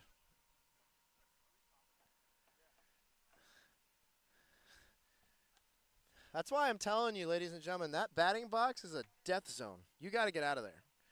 Unless you're like a real consistent pull hitter or bunter, or you, I mean, even for our best hitters, like, you just kind of got to get out of that box. You really do. Get on base is the name of this game, especially when you're leading off the top of that order. A zone for a zone, an eye for an eye, a tooth for a tooth. We're getting positively medieval, ladies and gentlemen. Positively medieval, right? Connor Royston up to bat. Chuck pitching. That's good. Pass ball. Stolen base. Connor knows what's up. Touches the stake. Stays safe. Beal's playing cheeky with him. Beal's playing games. Well, I guess this is a game. Everybody's playing games today, one way or another. This game is really a lot about strategy and trickery and getting in people's heads, because if you're just tuning in and you're wondering what the heck you're watching, this is if all of like the disappointing parts of baseball were removed and all the wonderful parts were turned up to 11.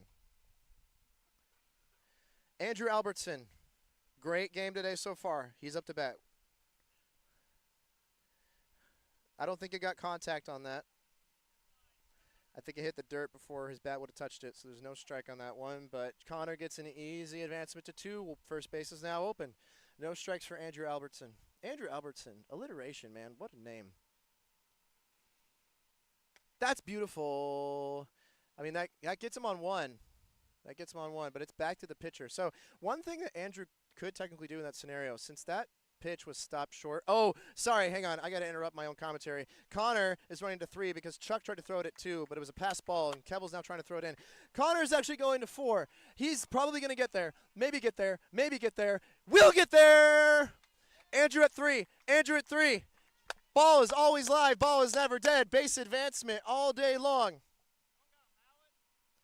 But we need the mallet at the stakes now. See, it's so crazy. You can have a passed ball off a slow little throw to second base, and it costs you like base running for 2 players. Ball's always live. It's never dead.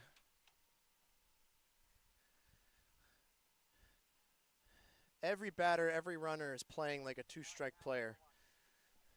It's either run or be done. It's either run or be done.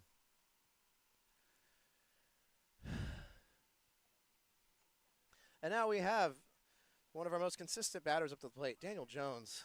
Man, this batting lineup is just well put together. We got Andrew at 3. We have Connor at 4. Jones in the box. We may start to close this gap here. Father, son, son, father. Here's the pitch. Beautiful, and no one's there. No one's there. Connor's home. Connor's home. Andrew's staying at 4. Oh, no, he's home. He's home because Chuck dropped it. He's there. He's there. Oh, my gosh, he's there. And Jones is at 2. Wonderful base running. Wonderful base running. We've closed the gap now. The Midwest team has 5 runs. We are alive and breathing. I'm sorry for the West Coast team back home. I'm sorry. I know I'm supposed to I can't hold back my enthusiasm for my own team. That's just what you get when you got the Midwest person commentating. You got to see where I'm coming from though, because like, you know, they had that rally last inning 7-3, and now we're just closing up the gap. Closing up the gap, closing up the Aeropostale, closing up the Banana Republic. Everybody's shutting down. My aunt's over here. She thought that was a good one. Gabe Kottkamp up to bat. Not bad, not bad. Easy one. Jones thinking he can get to 3, but he goes back to 2. Commentator cough. It's a 7-5 ball game. West Coast leading by 2 runs. By 2 runs. We have Gabe Kottkamp at 1. Daniel Jones at 2. Jacob Moore batting. Jacob's known to lace it if he wants to, and honestly, that would be kind of the thing they need right now to buy some base running time. That's a lot of feet to run. Here we go. Chuck Jones pitching to Jacob Moore. Bada bing, bada boom. Beauty! Beautiful bunt. You know, I don't know if I've seen Jacob bunt more than I have today. Like, he really is an all-star. He's all-American. He knows where to put the bat when he needs to. It's great. Jones on 3, Gabe on 2. Jacob has 1 strike because he hit the ball and he didn't run on it. If you're just tuning in, that's technically legal. You just get a strike for doing so. So, like, if he had 2 strikes before he did that, he would have had to run. He's trying to bait the defense right now and juke in that box, jukebox, and bait them to try and get him as he's going to 1, but he's going to stay in the box. He's going to go for another hit. Strike 1. 1 strike for Jacob. Hey, you know, that was a good decision. He really would have had to lean for that one, and I might have only gotten him to second. He wants to crush it. Strike 1. 7-5 West Coast. Oh my, that was high. You know, you'll see in game 2, but I'm weird like that. I'll swing at those high pitches. I'm kind of dumb like that. They call me Kermit because I swing like a frog like that. All right, strike 1. That's, oh my gosh! Whoo! Pitch to the top left corner of the zone. Jacob's swing was slightly undercut. Man, oh, suffocating. Oh my gosh. Zone out from Chuck Jones. Man, Chuck bringing the zone outs. It's 1 pitch, 1 out. It's not 3 outs per inning. Knife to the chest. Blades to the heart. Hey, great inning. Great inning for the Midwest team. Closing up that gap. Closing up that gap. It's a 2-run ball game, 7-5. West Coast is leading.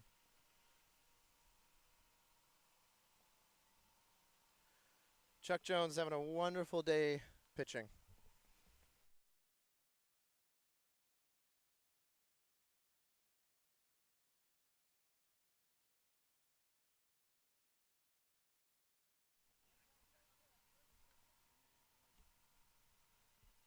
All right, Daniel Beals, Buntmaster.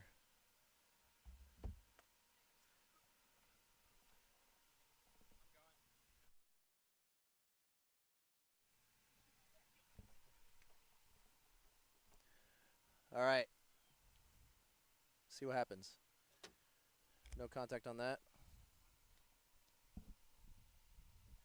Throwing into Gabe. Oh, but he's watching because he knows what happens last time.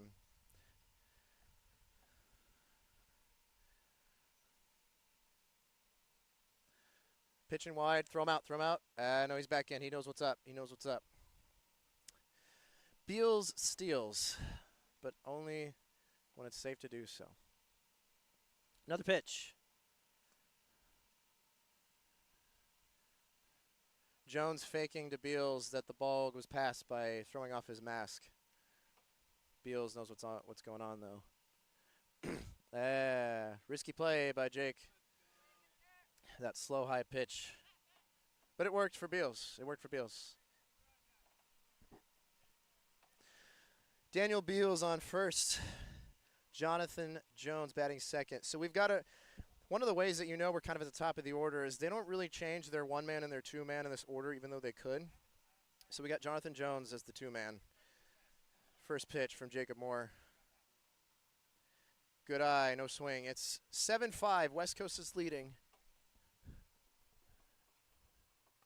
Ball almost hit his bat.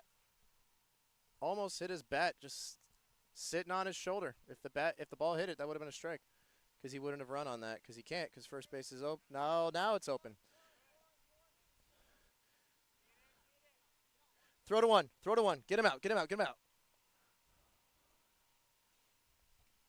Close. Jonathan has played Townball for longer than most of these people because he's the son of Daniel Jones. He was around for years of playing this in Oregon after school with his friends. So, though he be of small stature, he be mighty of skill, speed, and heart. Jonathan Jones, talent in his bones, makes the Midwest team groan. Andrew Lone.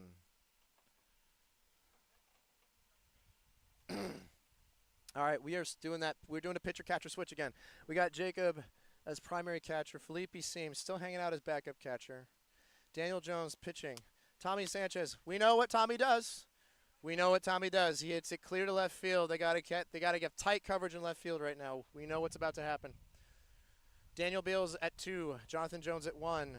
Tommy has to hit because those bases aren't open for him to run onto yet. So we know that he's probably going to stay in the box even if he hits it the first time.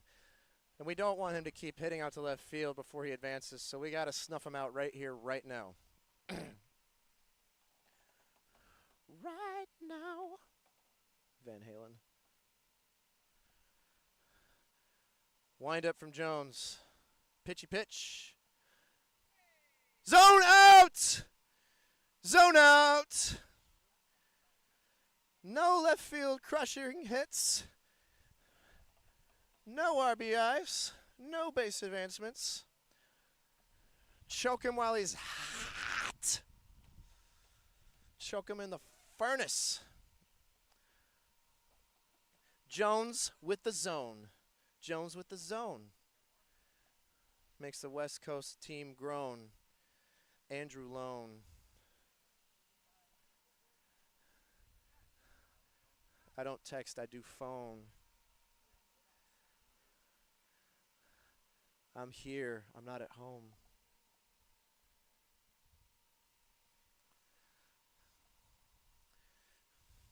You didn't think I had bars, did you?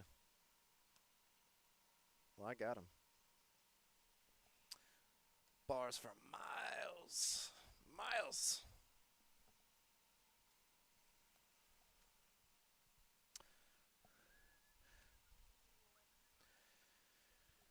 Commentator cough. Weather's still in our favor. Weather's still in our favor. Ladies and gents, you can't see me. I've just been kind of pacing under the tent back here. I've had to dodge 2 balls have been hit back here. My life has been on the line. I'm sweating. I'm sweating. And I'm not even running out there. I'm going to lose like 50% of the water in my body once I get out there. Water. I got to drink some water. Felipe up to bat. Chuck Jones pitching. Here we go. No swing. Way outside. No strike. Here we go again.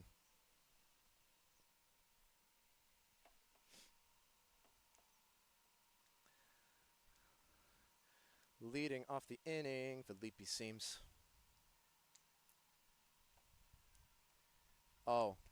Wow. Man. Chuck with that location. Chuck with that GPS.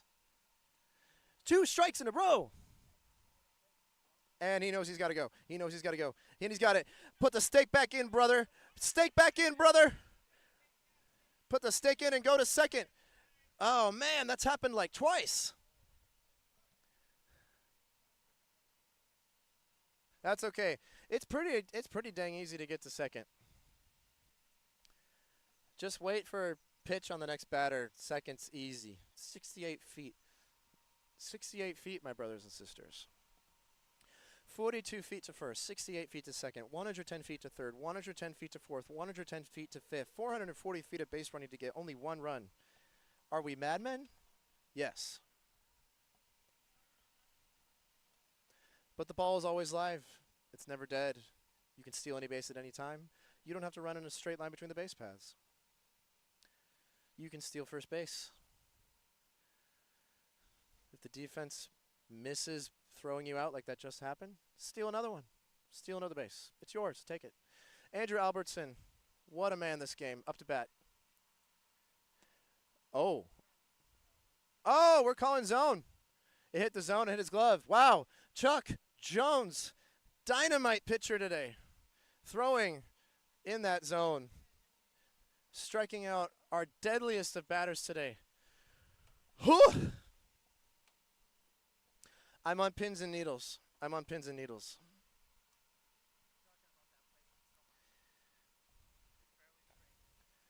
These innings are just in and out, back and forth, to and fro, fro and to.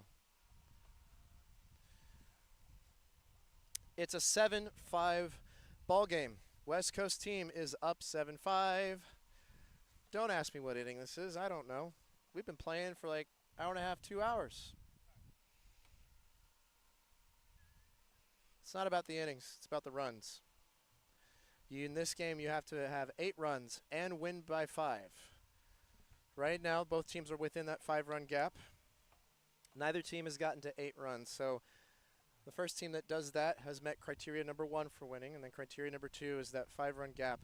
But if they keep maintaining less than 5 runs in that gap as the runs keep racking up for both teams, then the last criteria to win is whoever gets to 13 runs first wins. Midwest team has got to rally. Midwest team has got to rally. They got to do it. They gotta suffocate these guys. We've had some pitching changes. We've had some catching changes. Lineup has been mostly consistent. Kevel, how we feeling? Oh, I don't think I heard it. I don't think you're good. Hey, you want to talk about that barehanded flyout you had there earlier? That was clutch. Yeah, it was pretty fun. Just had to do what I had to do. Nah, You know? Are you playing this inning? Or are you sitting out? I am sitting out. I think. I'm not sure. Okay. Let me ask my team. That's a pretty good question to ask. Let's see if Yeah. you should be out there right now. That was great. That was great though. Highlight reel moment. Highlight reel moment. Yeah. Oh wait, you guys are on offense. You're good. Sorry. Looks like they got him out. So Matthew got out.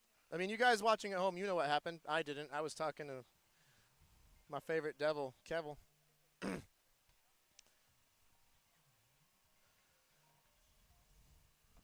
Frank, was that a zone out?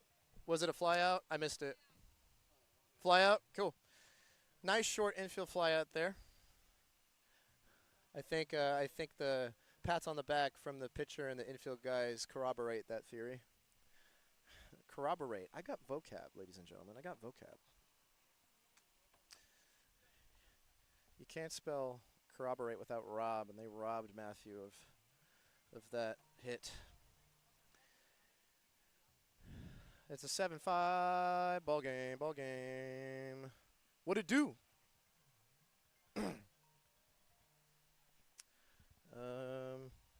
Someone from San Francisco is trying to call on me. Ladies and gentlemen, I'm going to step away from the mic for 1 second.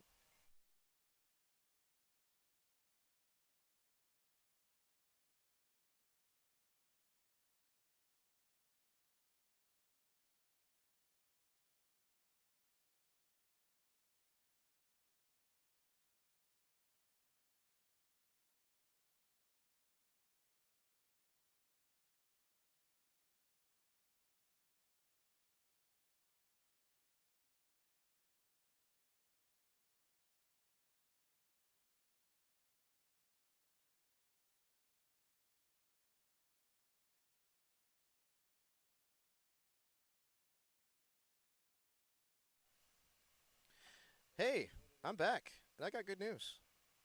That's our food. That's our Asian takeout. Pino's Kitchen. What a clutch business bringing us food today.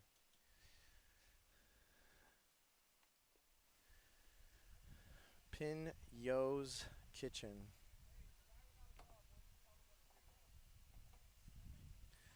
All right, are we playing? Are we balling? Are we ballers? All right. Tim Roberts up to bat. Tristan Ricker catching. Tommy Sanchez backup. Chuck pitching. Dodge City, Kansas.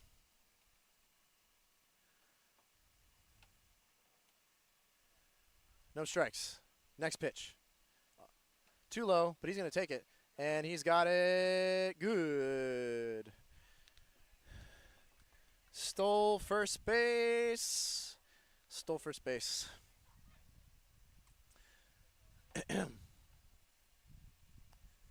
Nathan Ummel, the two-man.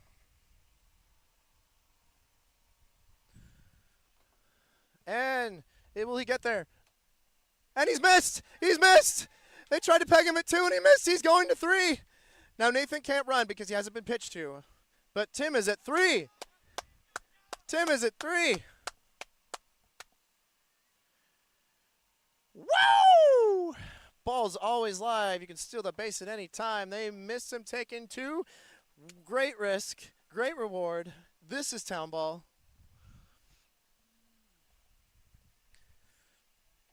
7-5. West Coast leading. I mean, with this kind of base running, we could tie this game up real quick here. All right, so last time Nathan Ummel was up here, he put up a great effort, and I think he got zoned out. So he's got to watch out. He's got to watch out for those higher pitches, both for the sake of not racking up strikes and for not getting zoned out. He's got to put bat on ball. Yep, I hear Jacob telling him just make contact. He's got 1 open. He's got 2 open. He just needs to get on base. But if he laces it, we'll take that too. Nathan Ummel up to bat. Tim Roberts on third base. You can't see him in the frame. It's a little out to the left. Commentator cough. Here's the pitch. Beauty. Nathan Ummel, easy one. And nobody's at 2. He's just going to take it. Free samples at Costco, wide out in the open, man. Nobody's at 2. He's going to take that. He's an honest man.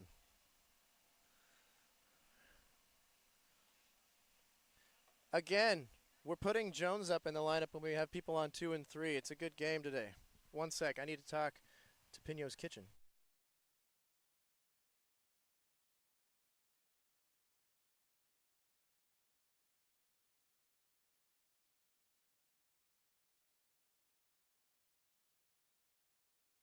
All right, I just finished talking to our takeout deliverer. 3 cheers for Pino's Kitchen. Daniel Jones up to bat. Oh my gosh! He tried to throw 3, but it was overtaken. He's going home. He's going to go. He's going to go. Is he going to get it? Is he going to get it? Yeah! Boy! Bruh! Tim Roberts with the stolen bases. Woo! It's a 7-6 ball game now. We only have a 1-point differential. That is the kind of base running we need. Savannah Albertson next in the lineup.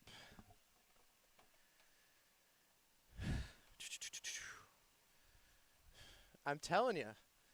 They don't tell you how much of a job this is. I'm sweating. I'm dehydrated. I'm excited, fam.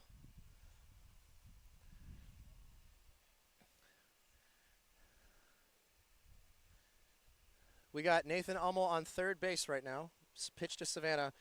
She gets contact. She gets to 1. Easy one. And again, they're not going to have coverage at 2 unless they move somebody. So pretty soon here, she'll be able to take second base. I'm not sure why they don't have coverage. Maybe it's because Nathan more injured himself earlier in the game. I could have sworn they had more infield coverage earlier, but maybe they decided to rotate.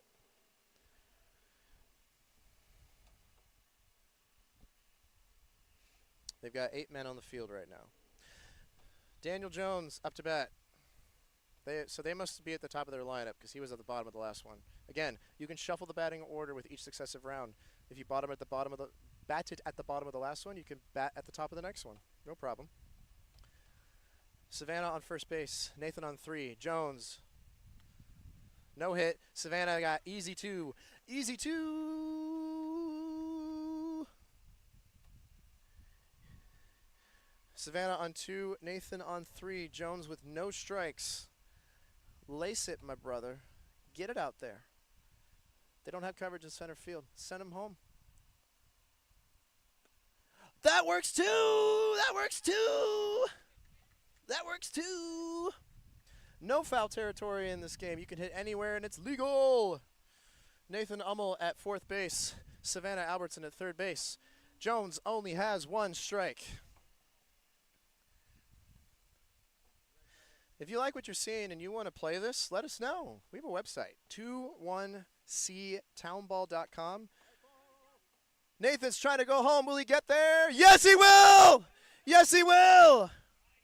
It's a tie game! It's a tie game! 7-7.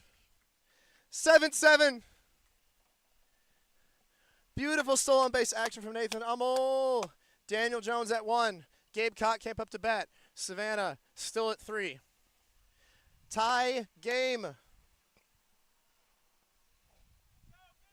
Home base, if you haven't realized, is not where the batter starts. The running path goes from inside the infield out and then runs around the outline. It's a 110 by 110 foot infield square. Batter's box is 42 feet inward from the right side of the square and about 68 feet back from the top side of the square. Gabe Kottkamp up to bat. We got runners on 1 and 3. Here's the pitch. Strike 1. No tip off the bat. Jones takes an easy 2. Jones is on second base. Strike 1 for Gabe. Here comes another one. Bada bing, bada boom. No swing. Smart. Way outside. Way outside. Oh, what is that? That's also way outside, too. That's way up top. Gabe with some good eyeballs there. 1 strike. That's 2 strikes. He's got to get on base or make contact. Good pitching by Chuck. Good pitching by Chuck. I mean, really. 2 swinging strikes. All right, easy 1. Savannah's got 4. Gabe's has 2. Jones has 3. Everybody took 1 except Gabe got 2. Wow. We are in scoring position. Who are they sending up to bat? We are sending up Connor Royston to bat, I think. We got first base open. First base is open if Connor wants to steal it once his plate appearance becomes active. Savannah is at 4. You can't quite see her right now. She's out of the frame, but she's there. You can trust me. I think the West Coast team is shivering in their boots a little bit. Huh? Having some strategy talk with their backfield boys. You've heard of the Backstreet Boys, but have you heard of the Backfield Boys?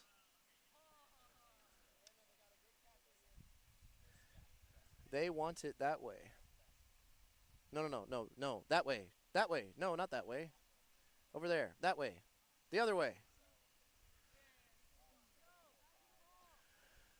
Gabe on 2. Jones on 3. Savannah at 4. What it gonna be? Chuck Jones pitching to Connor Royston. First pitch. Wait. Was he ready?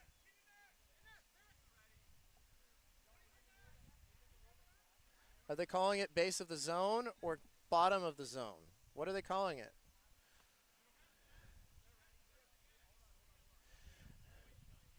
Chuck.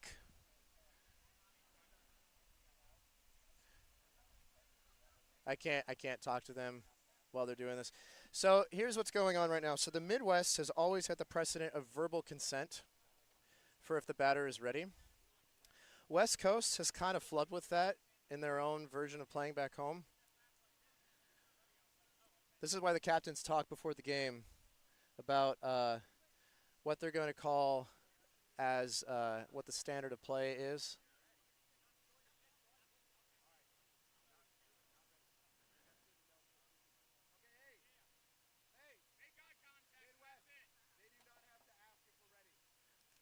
Why?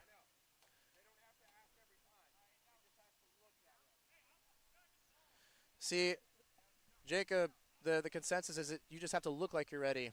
The reason why we played in the Midwest with a verbal consent is sometimes it's just not clear if the batter's ready. They get in the box, they stand there, maybe they're in a stance, but maybe they're not looking at you. Like, we play verbal consent in the Midwest, but, I mean, the captains should have agreed on this beforehand, otherwise we wouldn't have had this debacle.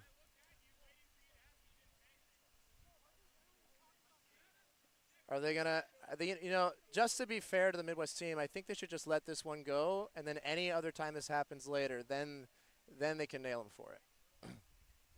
I really think they should let this one go. Am I biased? Of course I am. But if I was umpiring for two teams I had no loyalty to, this is how I would be adjudicating. But that's not my call to say. I'm just the humble commentator. What are they doing? Are they being nice?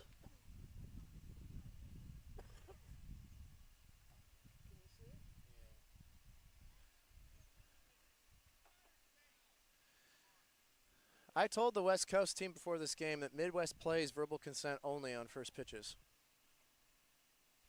I guess they forgot. I think they're okay. Are they letting him have it? Yeah, thankfully. But on any future times, they know what's up. Good. Midwest has always played verbal consent only on first pitch. But he just zoned him out anyway, so it doesn't matter. Okay. Chuck just laced it to the center. You'll notice that regional teams sometimes will flub on their style of play just a little bit. You just now saw that. What's cool about that is we can say that we have separate regions with separate styles of play, which is just another way of flexing that we're a national game, folks. So that was just a lot of much ado about nothing there. So now the Midwest team is taking the field again.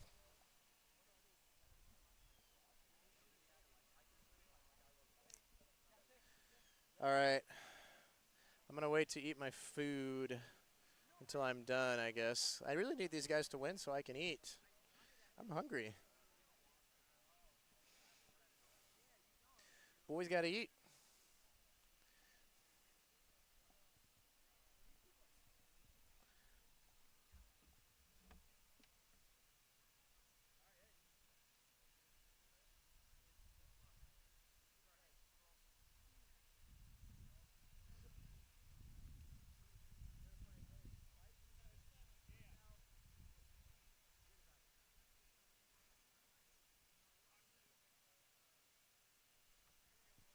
All right, here we go. Sorry, I was just checking my phone. See if what the people around the world were saying.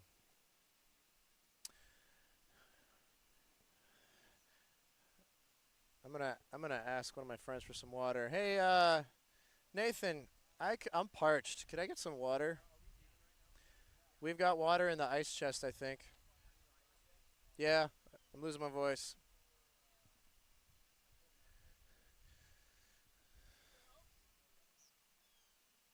All right, so just to review, it's a tie game, 7-7.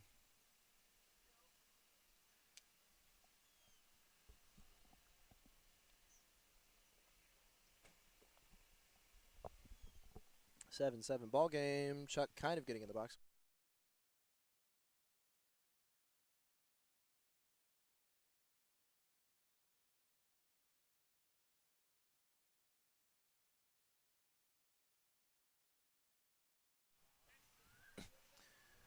All right, we're putting defensive positions out, looks like.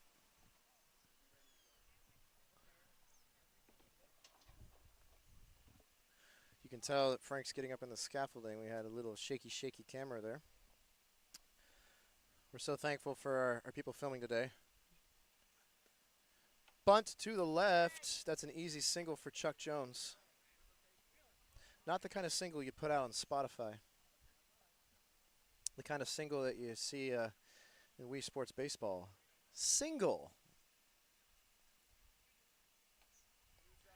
Or to borrow from other classic Wii Sports games, nice on. Or on the green. Or that's in. I could do this all day, folks. I'm a child of the aughts. I'm a child of the aughts and not the should-haves.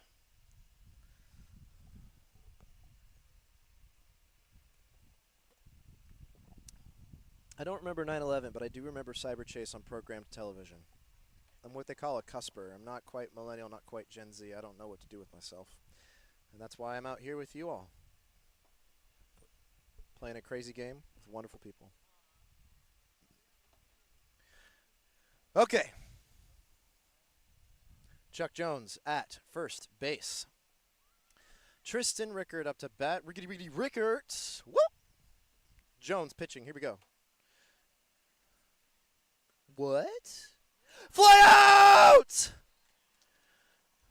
Connor Royston with 2 flyouts today. Same spot, same time, same bat channel.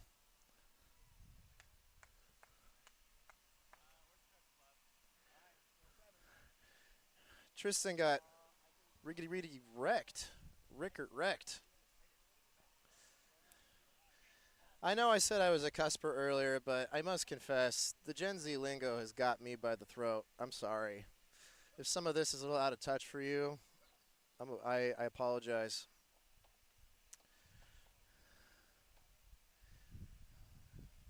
I might sprinkle in a few more here and there, like this game is goated. Putting some Riz on that bat. Okay, I'll stop.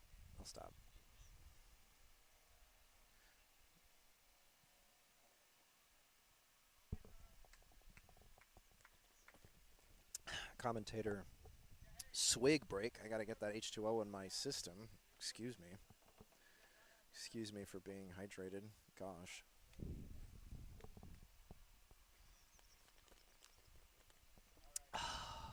Aquafina. Is it just me, or has the actress Aquafina and then the bottle company, why have they not done a collab yet? Hello? Goldmine marketing opportunity. I'm trademarking this right now. I'll take royalties on this, please. Aquafina, where are you at? Do it. Please do a collab.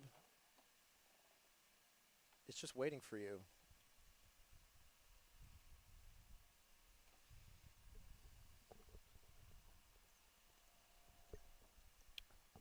Weather brought to you today by God.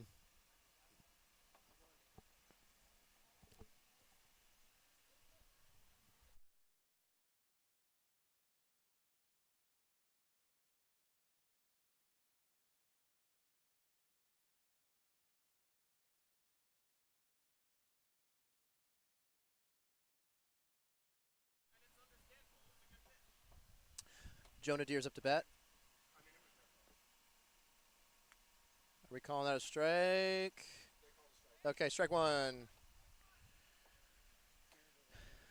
Either pass ball, get contact, or get on base. Oh, that's in the middle, bro. That's in the central time zone. That's okay. Kelly, spirit of the game.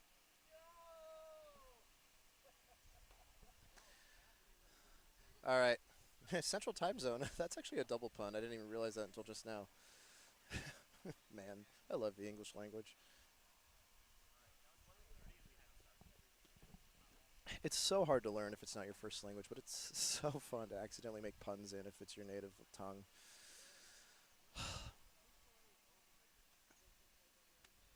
Hi, Felipe. I see you. Little wave from my brother, backup catcher.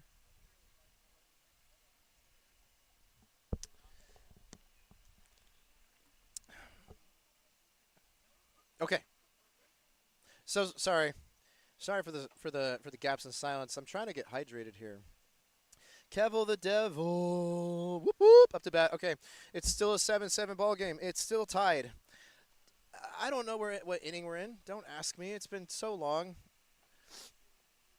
You got to win this game by getting at least 8 runs and getting ahead of the other team by 5 runs. It's a tie game. So if the Midwest team wants to shut it down right now, they need to get 5 more runs and then end the inning. They're the home team, and it's over right there. And then we can, and then by we I mean I can get some lunch. I'm hungry. But in the meantime, my soul will be fed by the love of Townball. And it's a Zona! What to do? Ah! Hello, Hades. Zone out by Daniel Jones. My goodness. Holy dang. Holy dang. Oh, I just... There's a lot of learning in this game. You learn a lot. You learn a lot. You learn that you got to get out of that freaking box. Otherwise, that happens. Just protect that zone. Protect that zone. We got to get shirts that say protect the zone. Anybody want to do some merch collabs? Hit us up, 21ctownball@gmail.com. Anybody want to learn how to play this? 21ctownball@gmail.com. If you want to learn about the history of the game, 21ctownball.com. That's our website. We live in a .com world.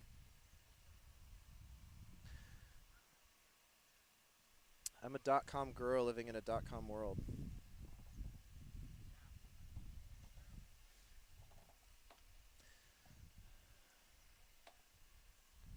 Commentator cough. You knew it was coming.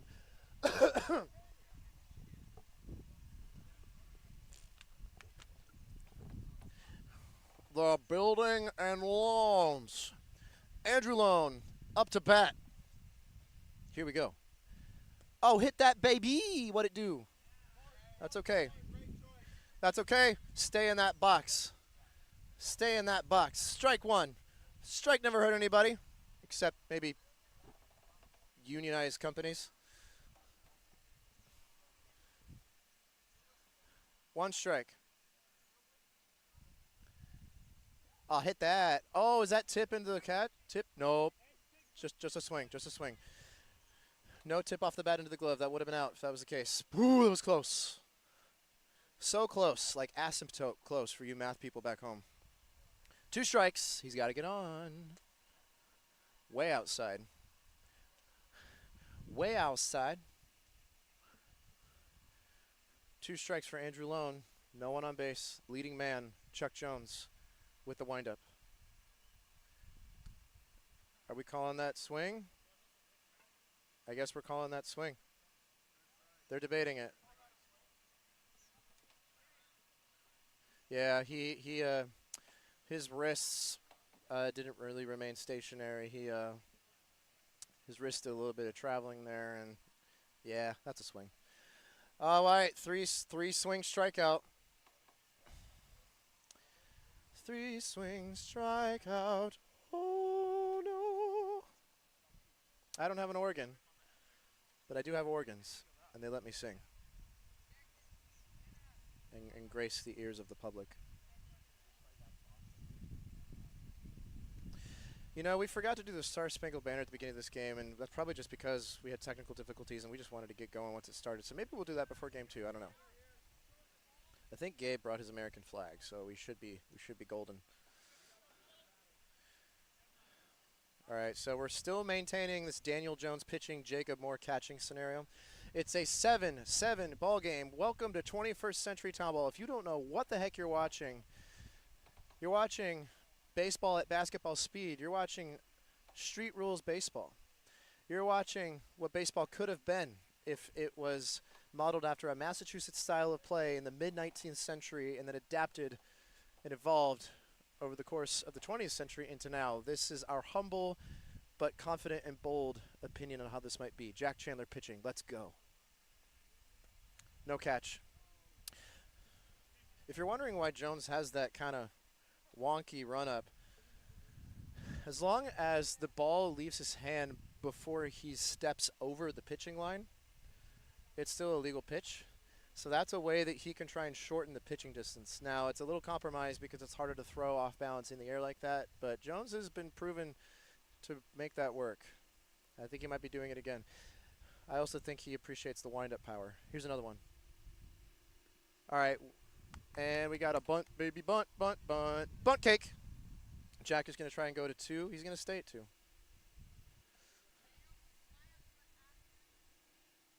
Double for Jack Grandpa Chandler. Again, I said it before. He's taken. I'm sorry. What a man. What a legend. Daniel Beals. Beals steals on stake percentage king. Let's see what happens.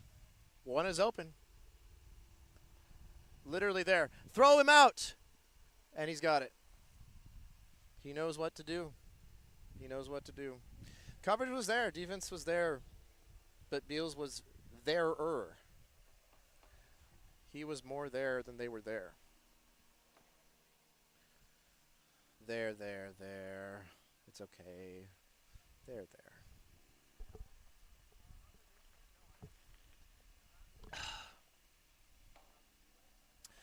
Well, I feel a lot better now that I have some water in my body.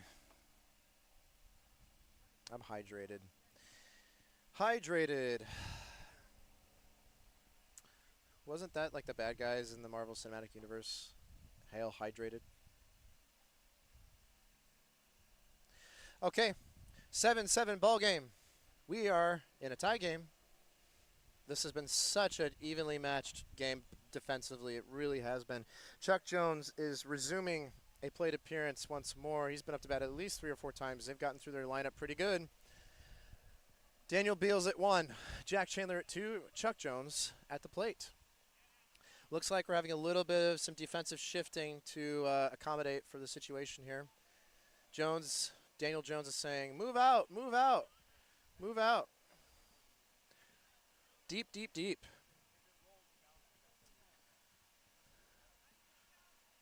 He's saying play deep left.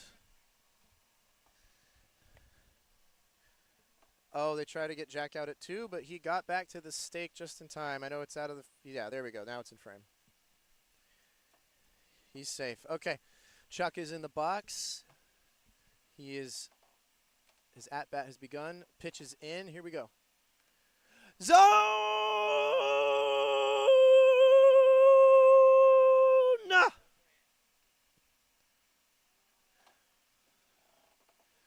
Zone out. Daniel Jones zoning out. His own flesh and blood. Family is strong, but clearly Townball is stronger.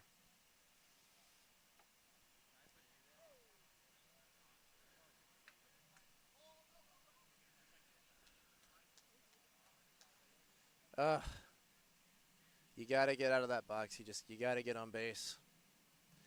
But it's fun. Like, you got to take these risks, you know? If you get a pitch that's good and you hit it, everyone's going to say thank you for hitting it and staying in the box and not stealing. If you have a pitch that, you know, if he's getting too close to the zone and it's really looking clear that he might zone you out on one of these pitches and then you steal, they're going to love you for it because you stole and you did the right thing. So really, it's just whatever good things happen, they happen. Everybody does it. Everybody takes the risk. And you kind of have to in this game. High risk, high reward. But as you can see, both teams, you know, they've been kind of equally paying for it either way.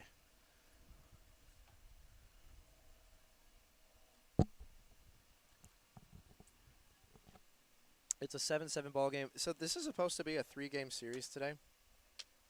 I didn't think game 1 was going to take this long, but really this is just a testament to how well matched these teams are defensively. It really is. So I'm happy. And you get to watch a ton of Townball at home today. You're happy, right? Oh, wow. You know, Gabe, he tried the circus, and he got about 2 interviews in, but at the third round, they picked somebody else. But um, he moonlights as a bat holder. You know, look at that, look at that skill. I mean, it's just unparalleled. It's unparalleled because when everyone else tries to do it, the bats don't line up, and so actually it's not parallel, it's diagonal. That's why. That's why.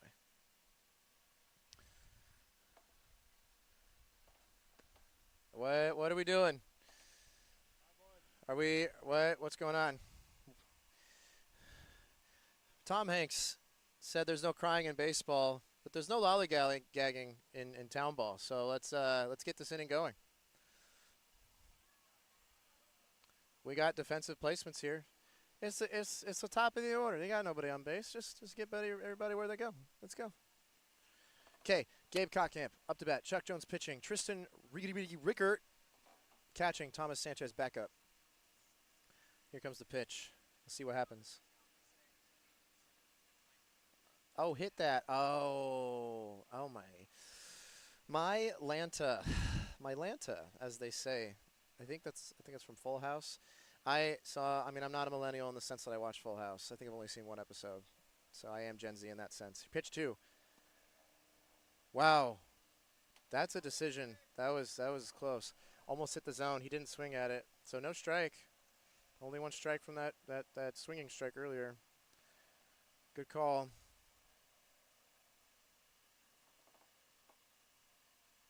Oh, let's see it. Let's see it. Don't ice him. Just get it there.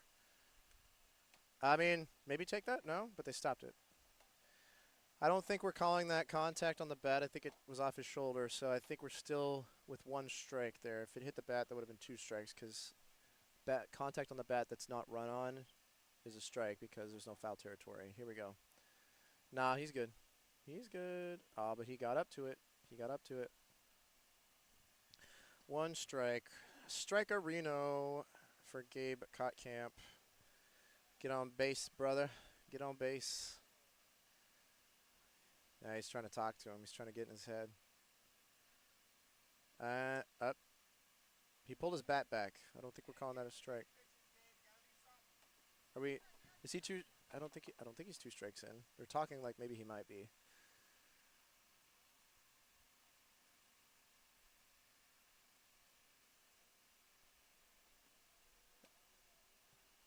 Is he out? Think he hit the zone? Yeah, I think he hit the zone. Okay. As Scooby-Doo says, oh no. Back at it. It's a 7-7 ball game. We've been at it for, gosh, at least over 2 hours now. I'm beginning to grow impatient here. We got to get some runs on the board. I didn't think it would take this long. That's okay. This is some of the best defense I've seen from both teams, and I played with every single one of these people several times.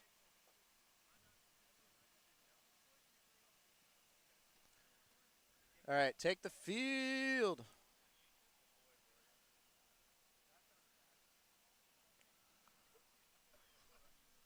Got to get a rally. Got to get a rally. So this past weekend, we had 3 different weather forecasts saying 3 different things about weather.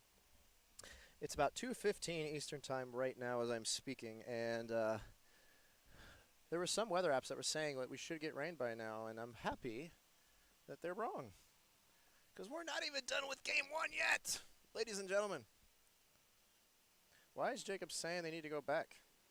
Does he think Jonathan is swinging for the fences? I have a feeling he's just kind of hit it infield and get on base. I don't know. He could be surprising. He could be surprising. Jonathan Jones up to bat. I mean, yeah, that's it. All right, hang on to the ball. Don't show him that you have it.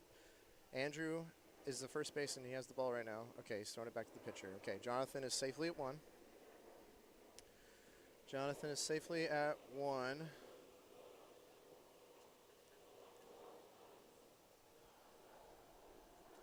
Next batter up. Next batter up.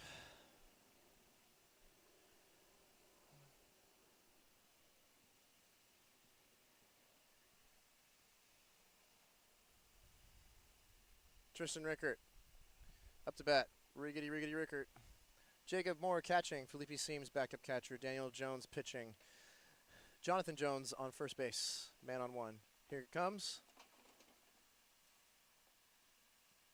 No bat on ball. Jonathan gets to 2. Tristan goes to 1. No, he's nope. Hesitation. Good decision on his part. He's in. No strikes for Tristan. Contact on the ball that you do not run on is a strike. Pitches that are either dropped by the catcher or that you swung at and were caught in the air by the catcher are strikes. And Tristan has no strikes right now. He's living the dream. He's living life. Breathing the free air. Let's go. Well, he's got that hesitation. What's that? Hit by pitch, doesn't walk him. They're going to throw him out at there. Oh, shoot. Missed. And now Tristan's got an easy 2. He stole 2 off that. That was probably the right move to try and get Jonathan out. They had the time. Just missed it. Commentator cough.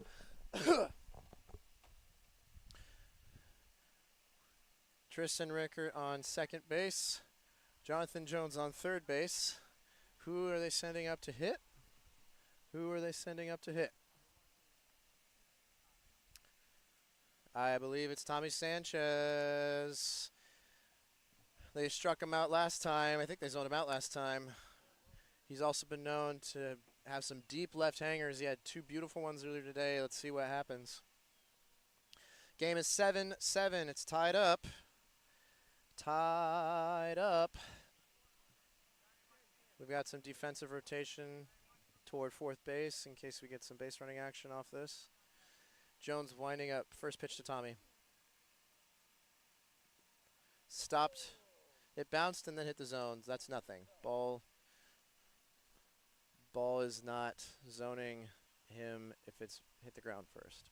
It's got to be through the air. Nothing there either. Again, you only have to ask if the batter only has to express that they're ready in the beginning, and then any successive pitches, you don't have to wait for the batter to be ready. He nicked it, and he's not running on it.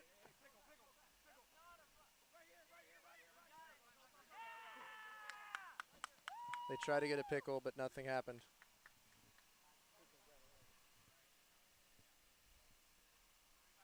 That's 1 strike for Tommy, though, because he's still in the box. He did not advance on his little tip there with his bet. So now we have Jonathan Jones at fourth in scoring position.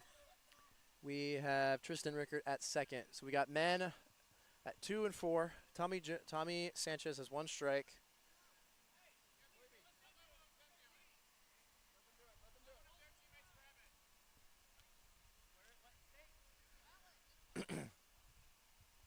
Felipe trying to get that Midwestern niceness and hand them the mallet. They're like, nah, let them do it.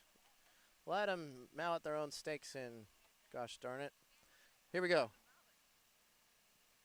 No strike, no contact, no catch.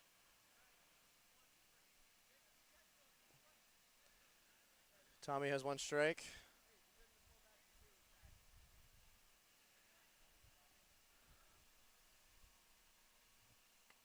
Tommy knows not to swing at that. That's high. He threw that to Gabe as the second baseman. Tristan got back on. Tristan's safe. No dice. Got back to Jones. Jones throwing again. Tommy has 1 strike. Oh my gosh. Will it be caught? Is anyone there? Is anyone there? No one's there. So they're fielding it back in. Jonathan Jones gets home. They have 8-7. Tristan is running to 4. He'll get there and he'll stay there. Now would be a great time for a hidden ball trick or something of the sort. Tommy got a double off that. Tommy's at 2.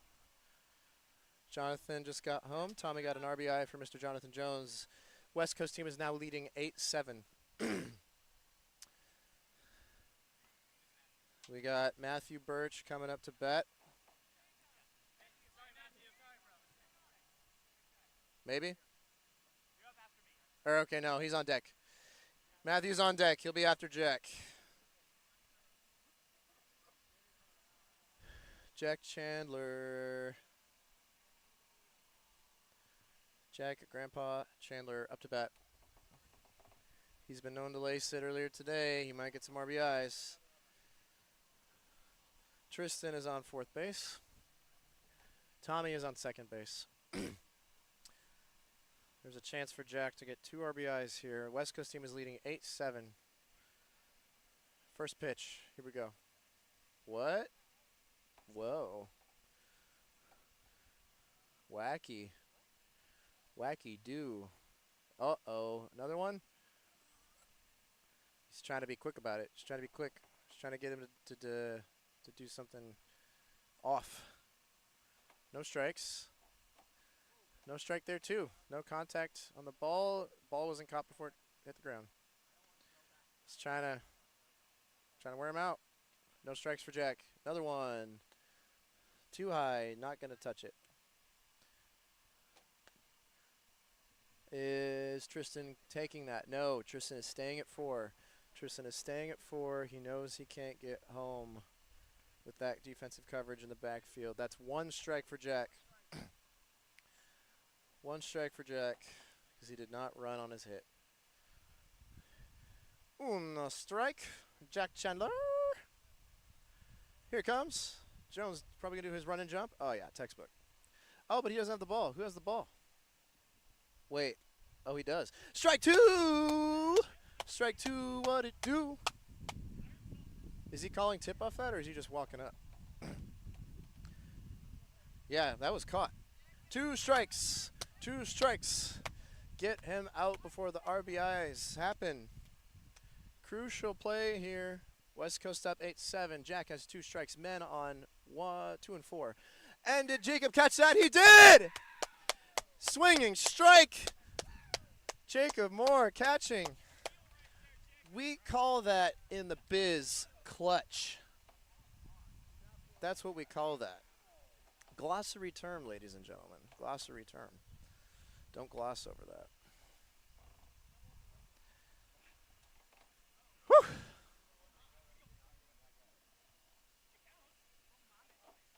So wait, you caught it like with your belly, Jacob?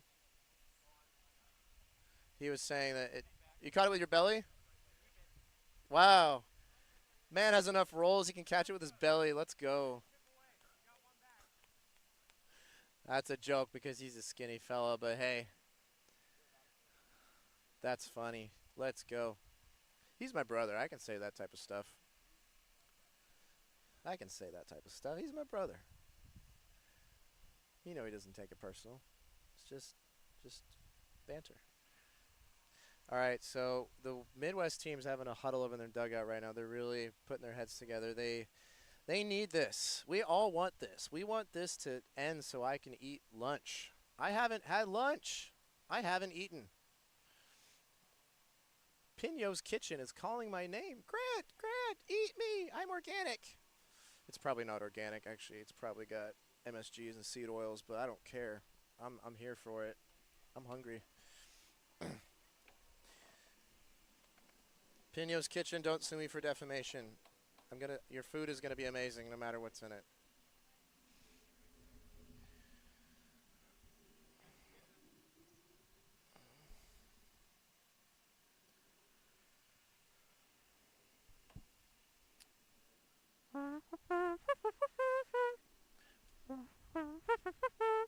Jacob Moore batting.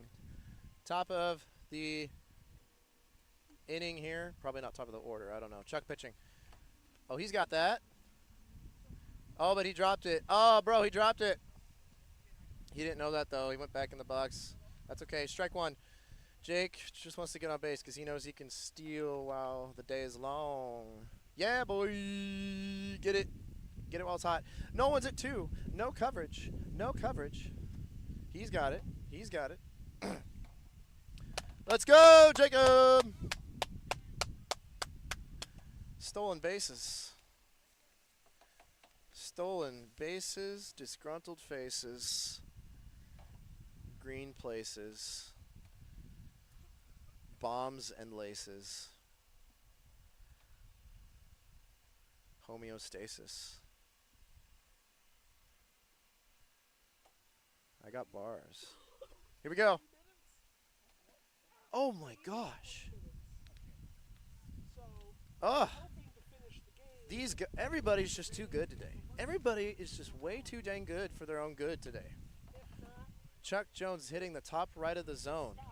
Zoning out. Andrew Albertson, one of the MVPs of the day so far for the Midwest team. Holy dang. Oh my gosh. Again, this is just proving that the teams are so well matched. This is a pitching duel like the likes of which I haven't seen in a while. The Midwest team is really earning their keep today. They're learning. They're learning. This is a growth experience. Midwest team taking the field once more. Taking the field once more. West Coast team is leading 8-7. We've been on this field for probably almost 3 hours, and we're still in game one. It better not rain, because like, we got to make this a series of at least 2 games, because I'm playing in game 2 and I want to get out there. So I'll play even if it's raining. I don't care.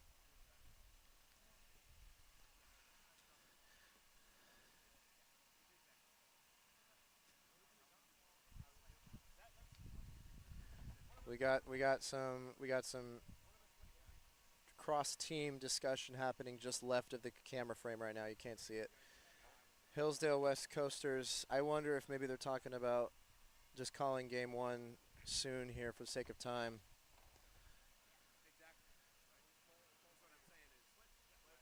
That might be in everyone's interest, actually. That might be in everyone's interest. This game started at like, I don't know, 11:40. We're going to hit the 3-hour mark in maybe 10 minutes or so. But hey, like, what a game we've seen so far. We've had a couple different rallies from both teams. Insane pitching from both sides. Zone outs, tag outs, maybe a peg out or two. Some clutch flyouts. A barehanded flyout by our friend Kevil the Devil stepping into the box once again. West Coast team, can they get 4 more runs while this inning is alive and then hold us to nothing the next one and just win it? What'll they do? Not sure what the debacle is here. Felipe seems catching in the backup. Jacob catching primarily. Kevil batting. Daniel Jones pitching. To start off this lineup for the West Coast team. 8-7 score. Here's the windup. Oh, hit that, bro. Oh! Oh, are we really going over this was he ready yet rule again? What's going on? Was that a practice throw? I don't know what's going on. What game are we playing here? Whatever. You know, that's fine. They gave it to us last time. We'll give it to them this time. All right, strike 1.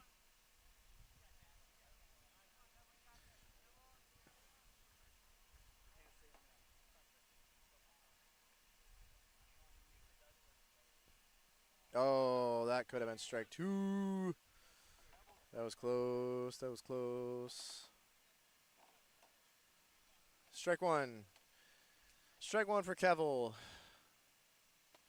No strike because he did not swing on that, even though Jacob was right there to catch it before it dropped. Man, no strike there either. He pulled out. What is that? Contact on the bat? Bat contact on that? I can't tell. And that's it because he wasn't looking because he's got to look. Again, you can totally do that because you only have to know they're ready at the first pitch. You got to keep your eye on the ball. We ruthless out here. We ruthless. Pain. Knife in the chest. The zone, it doesn't forgive. It doesn't give back. It doesn't love you back.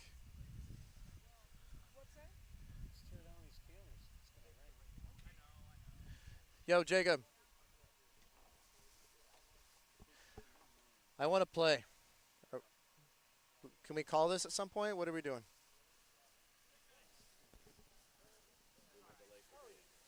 That's fine, as long as we get a second game in. I don't think anybody's talking about calling it, but you'd have to take it up with Jones. Okay. As long as we can do another game, I want to get out there. No, Jones is going to commentate for the next game. But I'm saying for you to go play. But then you're out. Oh, well, it doesn't matter either way. We're not winning anyway. Well, hey, not at the moment, but don't say that right now. No, currently we're not. Don't say it yet. Don't prophesy falsehoods.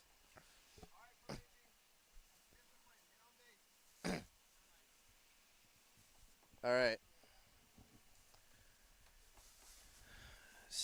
Review. West Coast team is leading 8-7. Don't ask me what inning it is. I don't know. It's probably the 10th, the 11th, the 12th, the 13th inning. It could be any one of those because in this game you have to win by the runs.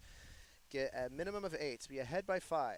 So right now that means that one of these teams has to expand their run gap to 5-run gap and then win from there. But it's been so tight this game. The defense has been good. The offense has been good. It's been evenly matched. Felipe Seams on the Midwest team up to bat. Chuck Jones pitching. Here we go. Yeah! Is Tommy getting that? Tommy got it.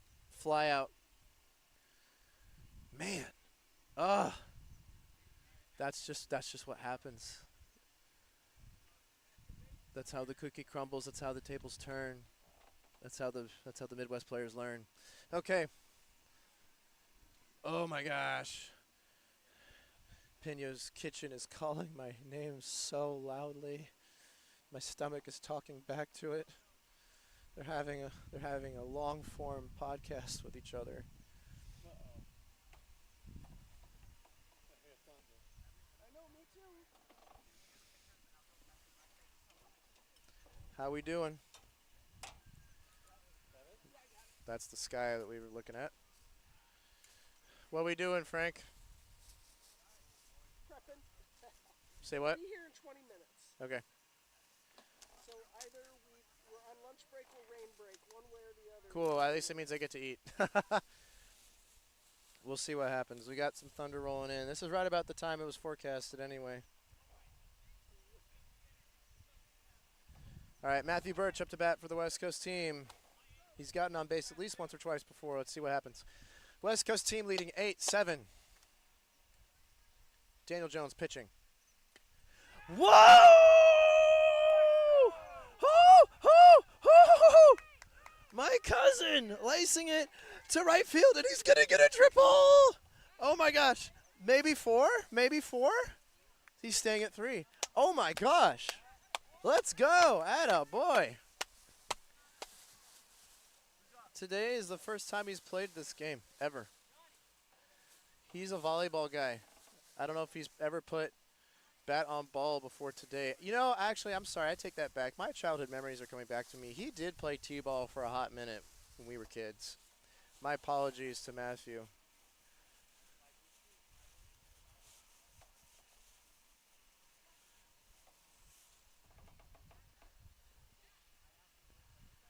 All right. Jonathan Jones up to bat. Jonathan Jones up to bat, bat.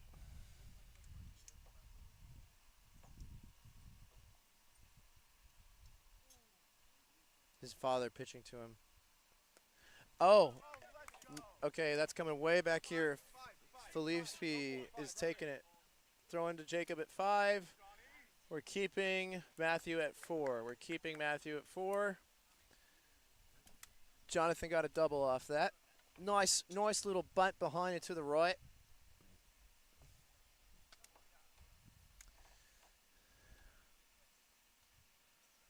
We got Matthew on 4.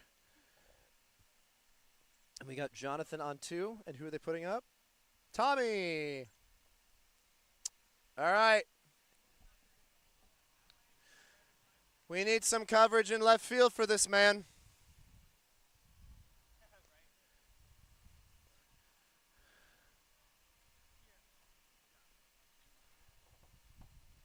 Tommy Sanchez knocking it to the left all day long today. We'll see what happens. Players on second and fourth.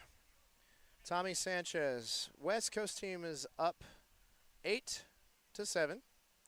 Daniel Jones winding up. Here we go. Oh, no. Dropped. Catch. That would have been strike one. Rip. All right, let's just do that again. Let's just instant replay that. Everything happens the same way except the catch. Let's go. I guess, are we not calling that a balk? Okay. He's just putting pressure on Matthew at 4 with that leadoff. All right, Felipe's stopping that. Jonathan's at 3. Is Matthew going to take 5? No. Matthew's not running to 5. Matthew's staying at 4.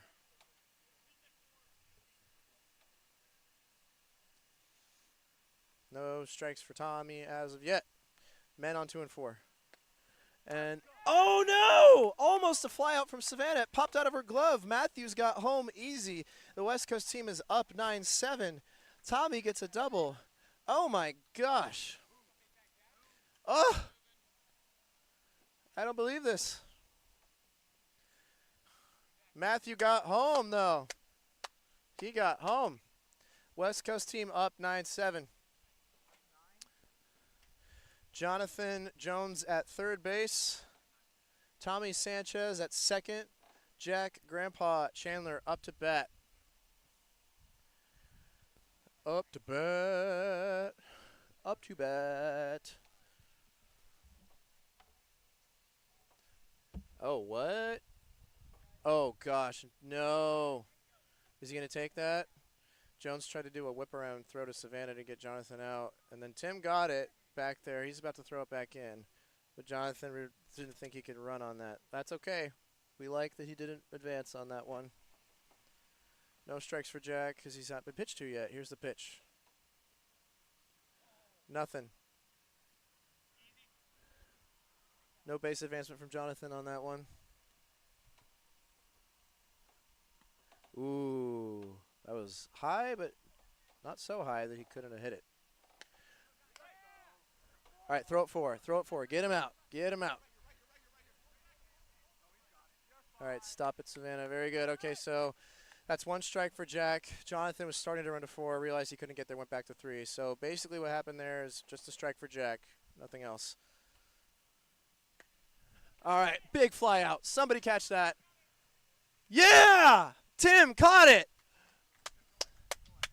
Tim Roberts robbing the hit. Very good. Very good. We needed that.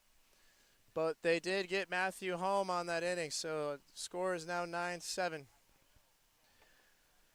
I wonder what the plan is for the incoming weather. I do want me some fried rice and some beef right about now. That was my order, in case you were wondering. Oh, hey, my mom's here. She's walking down the field. Perfect timing, because I think she has a tent with her. That's good, because that's right about the time we need that.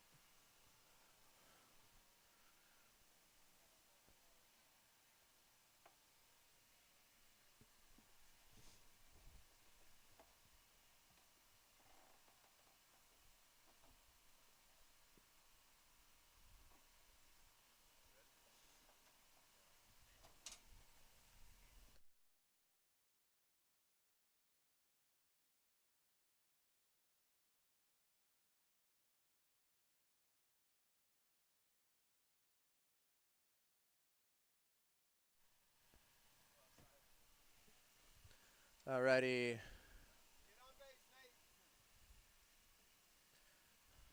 Midwest team back in the batting lineup.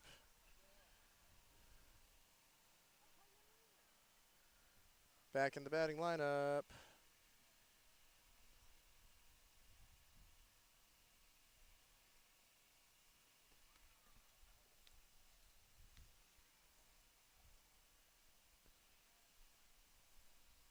Score is 9-7. West Coast are leading 9-7. You're watching 21st Century Townball, a game from the Massachusetts style of play before the Civil War, which almost became the national version of baseball as we know it, but the New Yorkers took them over. Chuck pitching to Nathan Ummel. Nice.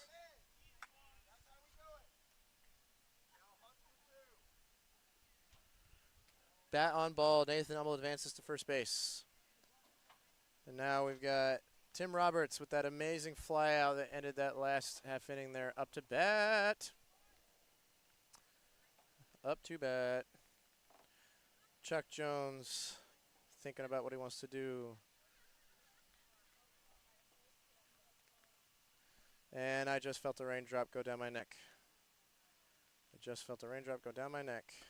And Nathan's got an easy 2. Easy 2 for Nathan Ummel, and I am now feeling raindrops on my neck. I'm feeling the drops on my neck. Let's see what happens. Frank, it's here. All right. Ladies and gentlemen, due to weather, we are going to intermission this thing, I think. At least as far as the live stream is concerned. Whether or not we're gonna play through the weather or not is that remains to be seen.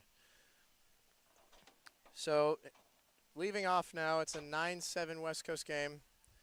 We're calling rain, I think. So, just so we don't forget, Midwest team was up to bat. Nathan Ummel was on 2. Tim Roberts was on 1. Jones was up to bat, but not pitched to yet.